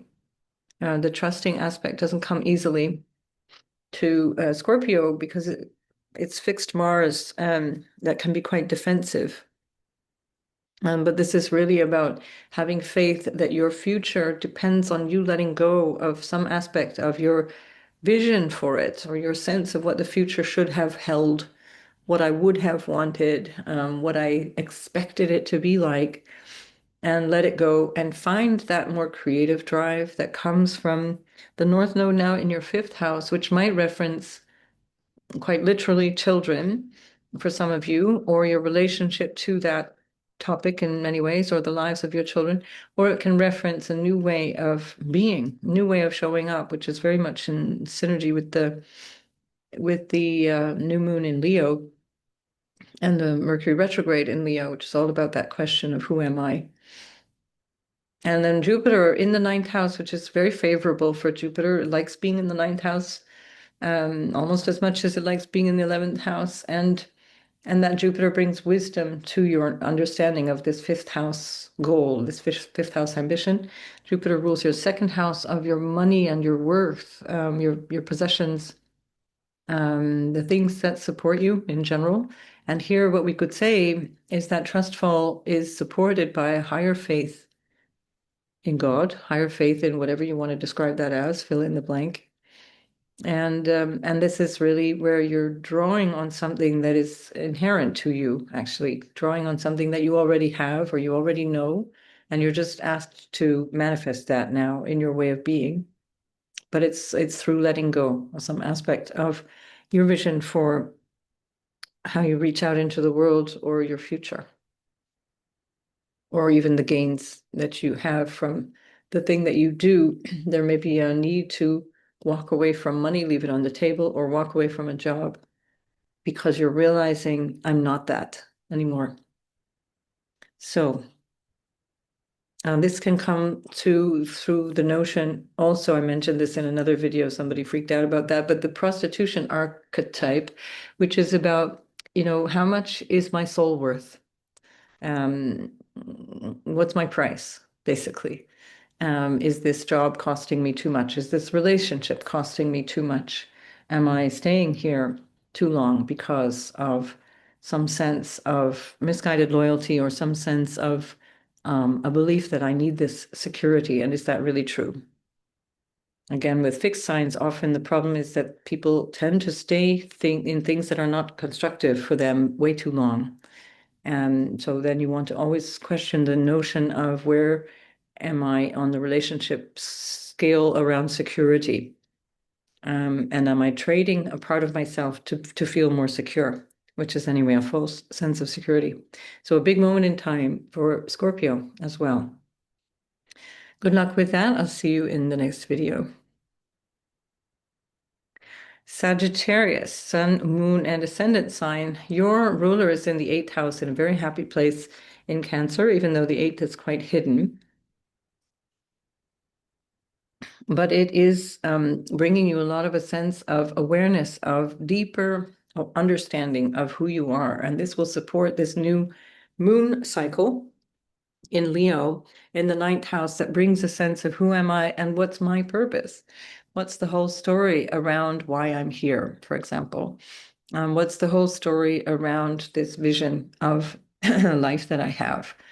And so there's a whole new story around a sense of what do I have faith in, and can I have faith in myself? This is part of a dynamic that Sagittarius has anyway, in its archetypal sense, with Aries on the 5th house expressing itself as itself, and Leo, sorry, I've got a fly here that is dangerously close to my open mouth, and Aries on the 5th house expressing Sagittarius, and Leo in the 9th house telling everybody what it believes and being convinced of that. And so this is a new vision of that, but with a lot of self-reflection. Your ruler, Jupiter, is asking you to really think deeply about questions that might be quite hidden from you, or issues that might be things that are only now coming to your awareness, that can be family related. It can be things that have to do with family dilemmas, family traumas, transformation. It's an easeful, supportive dynamic at the moment. So this notion with the sun is in the house of its joy, in the 9th house, loves being there. And it's also in its sign of rulership. So it's doubly strengthened for Sagittarius at this moment. Whenever the sun is in Leo, this is true. And here we have the new moon in Leo at 2 degrees in opposition to Pluto in the third house, which represents a lot about what is true for me. What is the absolute truth of what I speak and what I know and how I express that. A change in the way that you communicate is part of this bigger dynamic.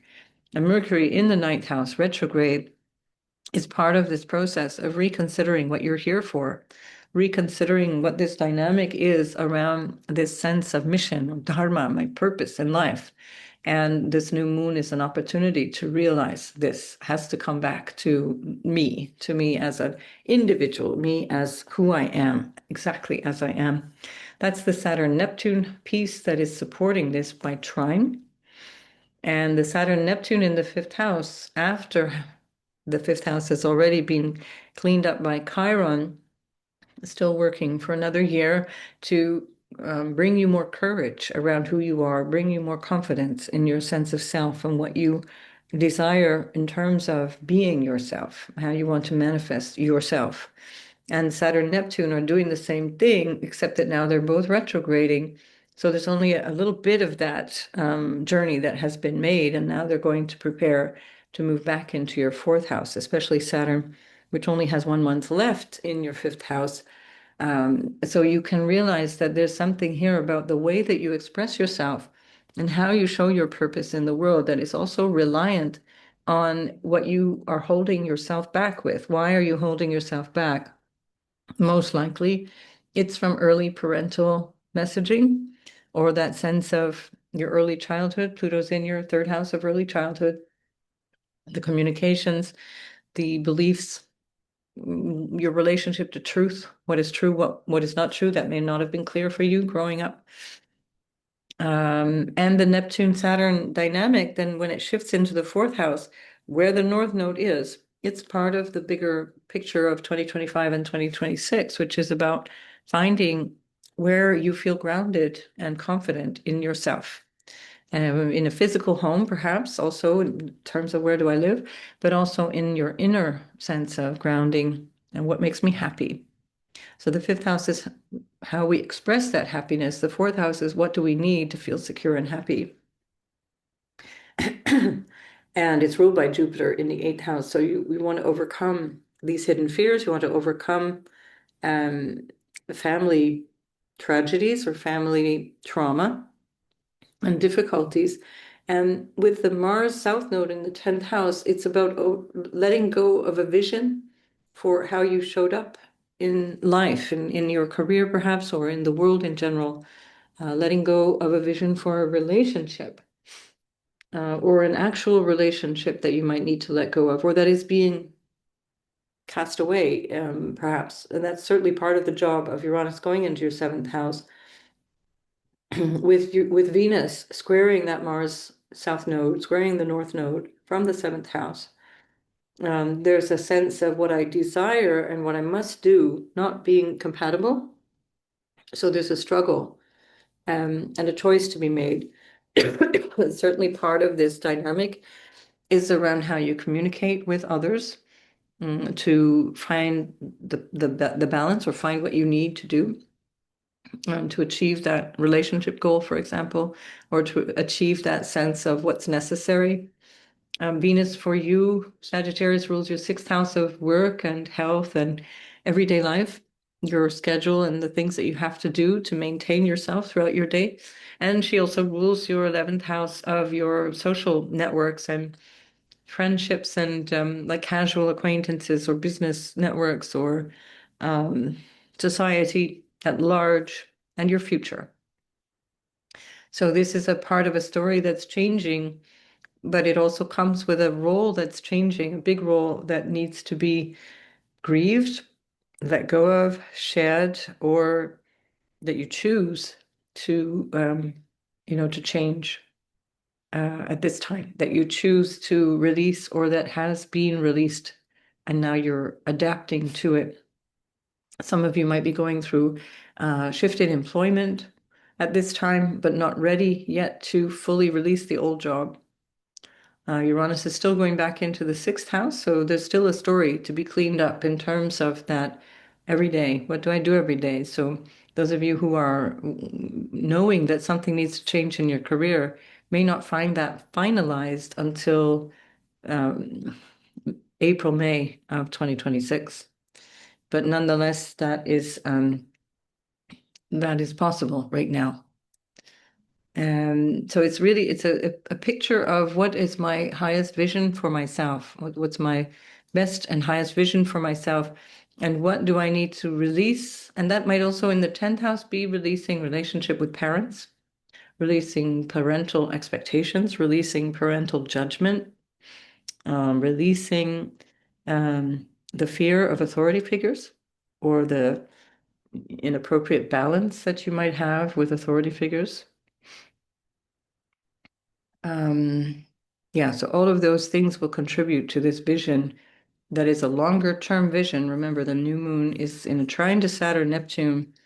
It's in a slow motion revision process over many months, but it's requiring something very different from now on at this time. All right, Sagittarius, make the most of this. I think it's quite favorable, but it will require some courage, some readiness to show up very differently. You really are anyway being expected to put more of the onus or attention on your inner experience of life and what you need internally, especially now. And that's a process that will bring you a solid foundation for a long-term future.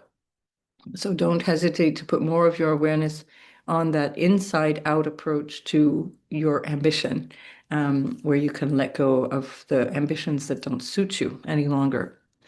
Good luck with that, Sag. I'll see you in the next video. Right, so here we go. This is where I can come back to our original chart. There we go. Then we keep our moon. So for Cancer, sorry, Capricorn even, I think I need a nap. For Capricorn, Sun, Moon, and Ascendant, we have this new moon in your 8th house of intimacy, transformation, things that are shifting in a way that can be quite psychological or quite related to inherited family patterns, inherited trauma. It can be loss around people, especially Sun, Moon, that can also represent parents, can represent important figures or your identity, and loss of a sense of self, particularly so because Pluto is in your 2nd house and in opposition, being opposed by the new moon. And also your ruler, Saturn, is with Neptune in the 4th house. And that can also be quite destabilizing. They're now both retrograde. And that process of your ruler with Neptune in an angular house can have you kind of feeling like, what is going on? Like, who am I? I don't know where I can really settle down. I don't know where I can really feel my grounding. I don't know where I can feel my base, my support. And here there's an aspect of this that is necessary to come from a sense of what I believe. This is also your sense of purpose, Mars, which is your exaltation ruler also, but also ruling that 4th house, ruling your house of the future and society and how you connect with people in general out in the world. Mars is with the South Node in your 9th house, and so it's adding to this kind of confusion. What am I here for? What's my purpose? What's the deal? Why? What is the thing that I'm supposed to be doing here? And so you might feel stuck between a rock and a hard place. You might have this sense of, I just don't even know anymore. And this can cause a certain frustration. There can be a certain stubbornness around releasing this thing that you don't want to look at. For Capricorn, Leo is on the 8th house, and that can be this kind of stubborn awareness. This is what I believe. I'm not letting that go. I don't want to change. I will not see a shrink. What do you mean I'm sick? So you want to recognize that that's part of the issue that needs some transformation. There, Pluto comes in to bust that wide open and says you need something different to feel support. You need something different in terms of your values. You need something different. You need to be prepared to let go and transform your vision for your own worth, your relationship to money, your relationship to family. And this is doubly so because of that dynamic with Saturn and Neptune in the 4th, as well as, of course, Chiron that's been going there for a long time. And the Mars South Node is perhaps also related to fathers. Um, the ninth house is fathers and figures that are important guides in life, people who are teachers, can be lawyers as well, or spiritual guides, counselors, coaches, people like that. On a human level, this could be, I realize I don't need to work any longer with that guide or that coach. I'm done, and I'm just letting go of that dynamic. It's not necessarily a negative thing. It's just that you're becoming clear that this I don't need anymore, or this has to go. This I don't want anymore. Jupiter is in your seventh house, so relationships are quite supportive for you at the moment, and there's certainly a lot of your energy put in relationships at this time. Venus is in your sixth house, so there's a lot of cooperative relationships going on in terms of your colleagues or in terms of your day-to-day necessities, but there's a square here to the Mars and nodal axis, so there's a part of what you want out of your everyday. Maybe it's peace and quiet that you want in your everyday, that you're not really easily able to find. So there's a difference between what your values are, what you want in terms of that day to day, or even with reference to health, and what is required for you right now, to be ready to let go of. Um, this can be about an ideology as well, or a belief system where you're recognizing, or you're being forced to recognize that it was never that way, or it was never true. This ninth and 11th houses are very political houses. This can be about a political situation, but it's especially with reference to what you have faith in general. In terms of where do I put my store of value?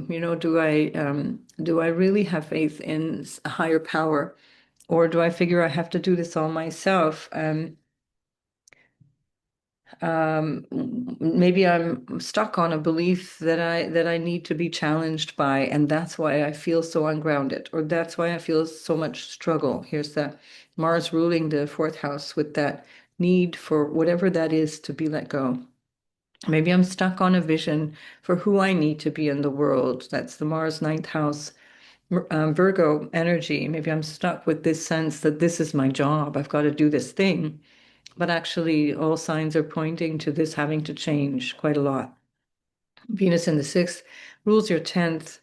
And that's also the ruler of your fifth house of what brings you joy, or how you connect through fun, how you connect through your children, perhaps as well. Maybe this is a story about how your family is transforming because of your children, or whatever's going on in their life, or what you're doing in terms of their experience of life.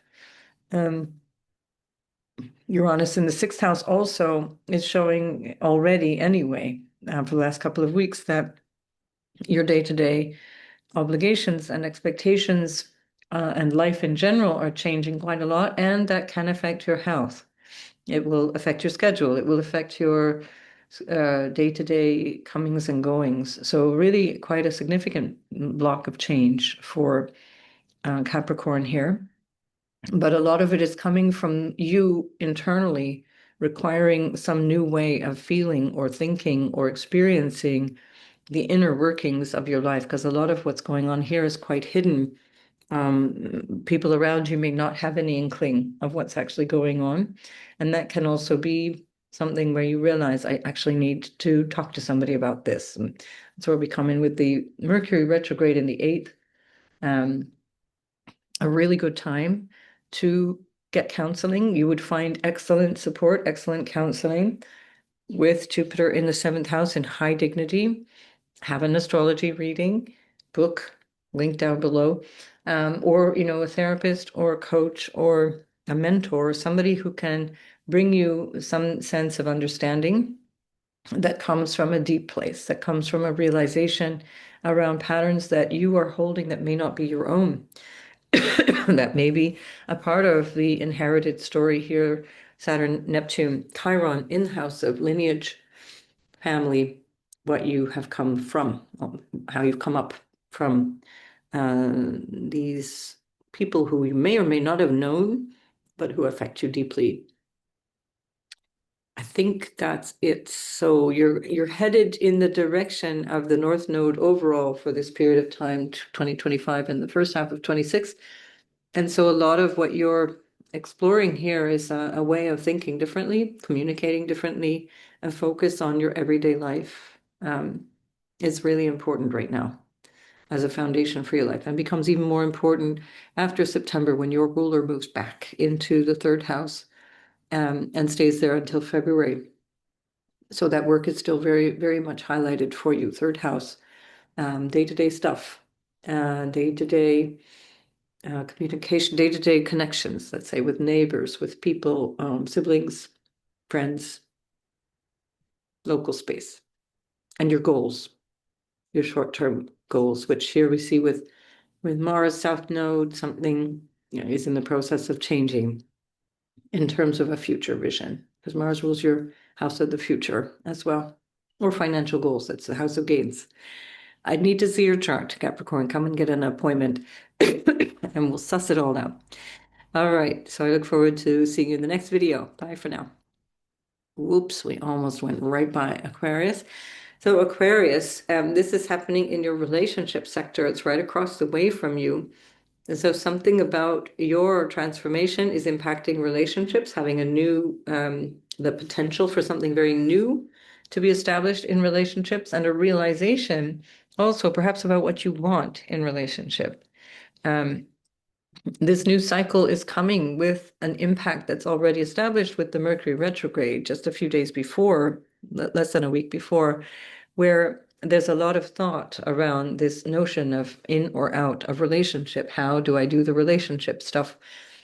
Who am I in relationship? This is very much that Leo new moon with Mercury retrograding in your seventh house, and especially because of the opposition to Pluto, it will show you where all of this past pretty much 1 year, so right back till mid 2024, has been about you having to change and you having to establish what you're here for, both in the dynamic of relationship as well as in the dynamic of your outer expression of life in your career, for example, or your vocation, or the way you show up in the world. So this personal growth phase that you're already in, personal transformation phase, is also emphasized by the Mars on the South Node in your eighth house of transformation.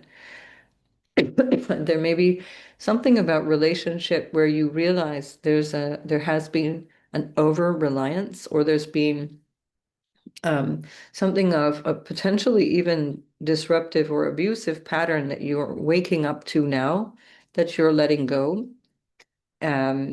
This can be even within the relationship you have with yourself. So it can be just vis-a-vis yourself, and recognizing, wait a minute, I need to clear up those old family stories. I need to clear up these fears. I need to let go of these psychological pains and struggles that I've been carrying.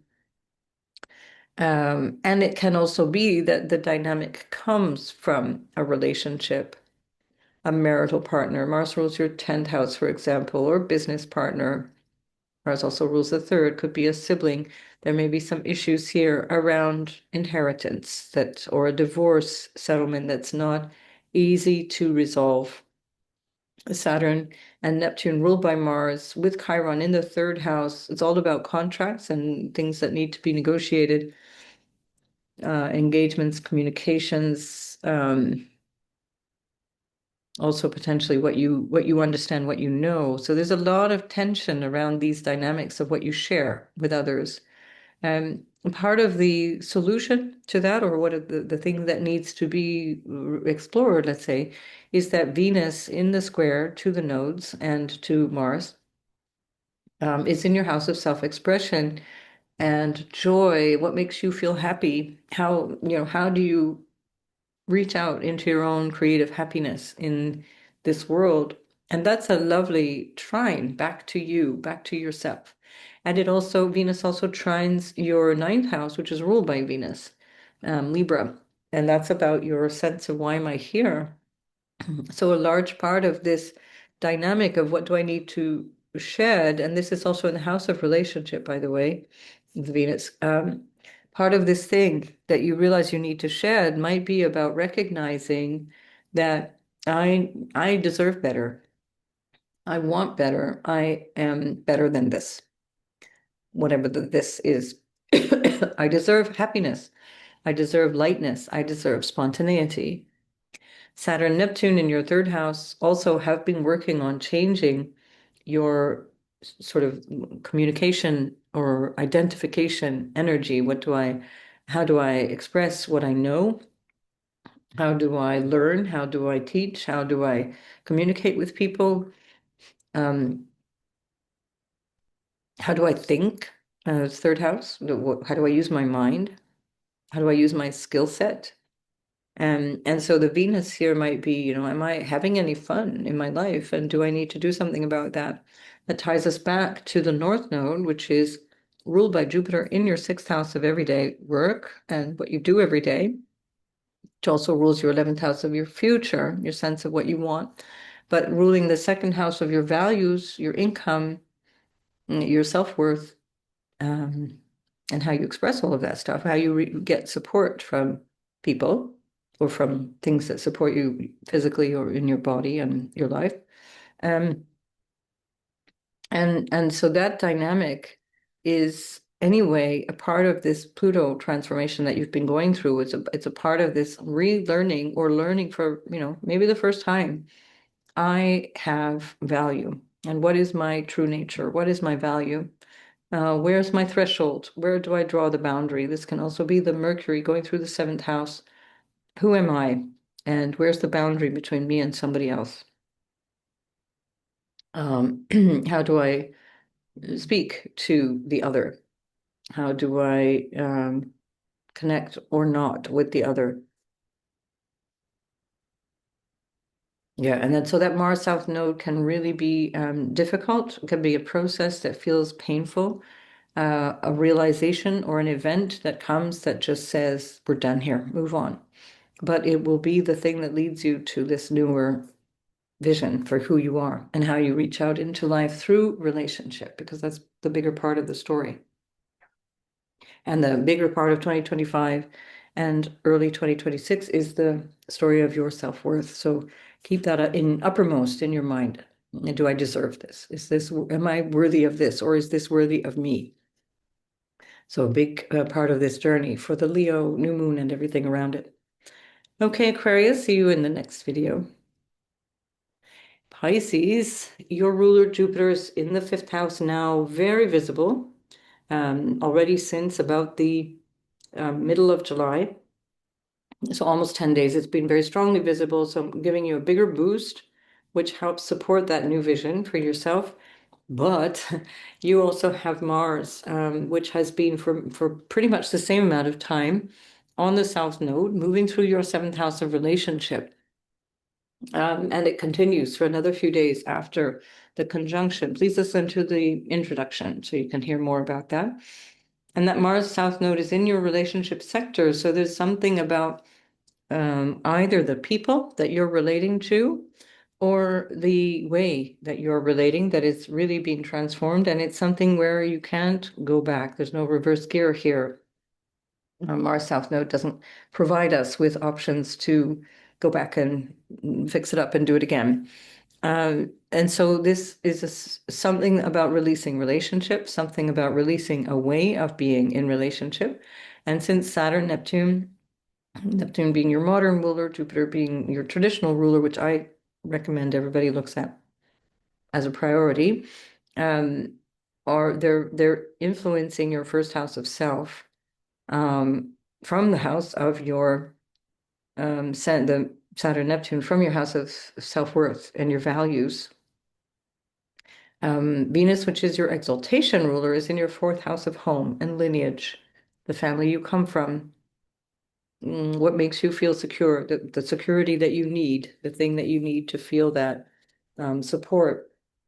Uranus is there, so that whole foundation is being shaken up. So that lineage story, the family story, the relationship story, ancestral story is really strong for Pisces right now. The new moon itself is happening in your sixth house of your everyday life, which is being transformed at this time because of this opposition to Pluto from the 12th, where there's a recognition of patterns of self-destructive behavior, of patterns of avoidance or not noticing something. That can be a big pattern for Pisces in general, and especially at this particular time where it's being highlighted. And Mercury is retrograding through the sixth house. It has been since the 18th of July, but it's in your sixth house basically through July and August. And so your everyday work, the bare bones stuff that needs to get done is the important focus for July and August. That will have an impact also on health, or things will show up. Your health will show up in a way that you understand is a reflection of your everyday, how you live that every day, or how you are engaging with the tasks or with the attitude that you bring to the everyday. And Jupiter is in your fifth house, so there's something here about your expression through yourself, but also what brings you joy and happiness and a creative sense of expression. That may be something that you can incorporate into your life at this time, but it also may be a distraction where you're indulging, you're overindulging, you're not doing the thing that will bring you the thing that you need to for the long-term security or success. Jupiter rules your 10th house of career. Uranus is in the fourth house, so there's also this feeling, the added feeling of instability around you, your home, your psychological self, your emotional self. And this whole big part of this story then is about how you are moving through this period of change, where part of it is about how you will be changing through the changing dynamics of relationships, the people that you have to say goodbye to, or the way that you relate that has to be said goodbye to.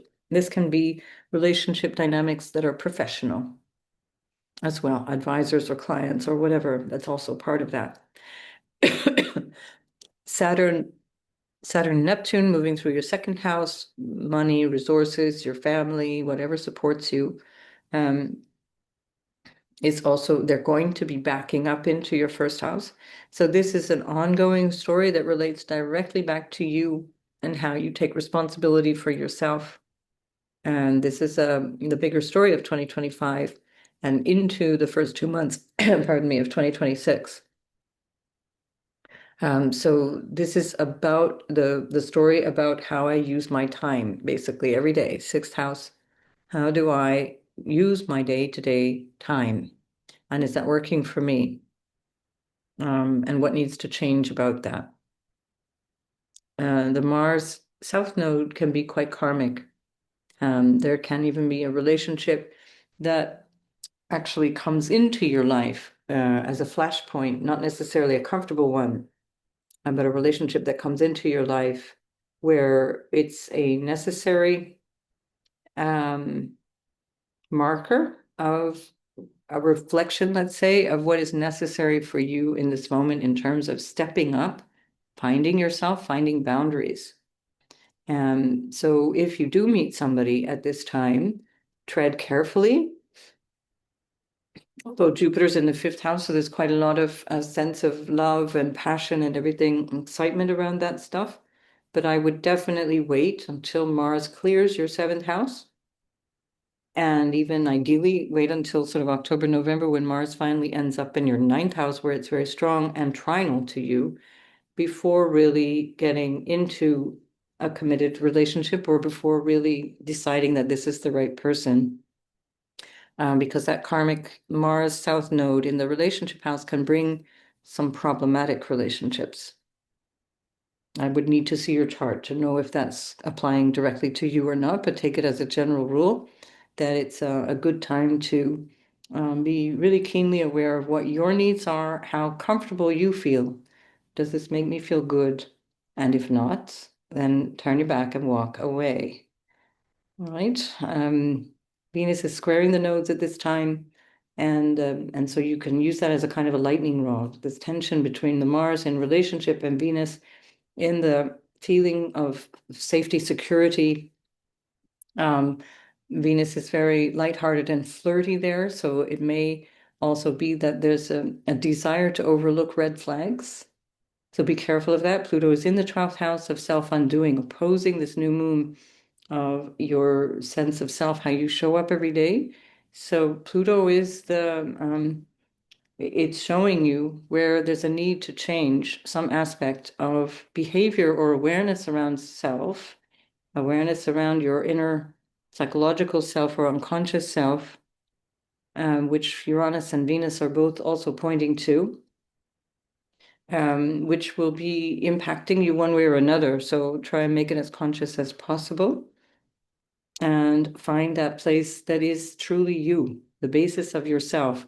That's what the role of the North Node is in your first house.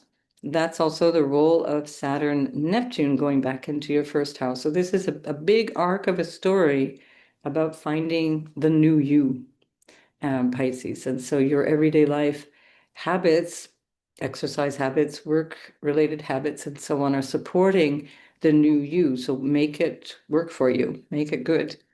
And you got a lot of support coming from your ruler in its exalted place in the fifth house.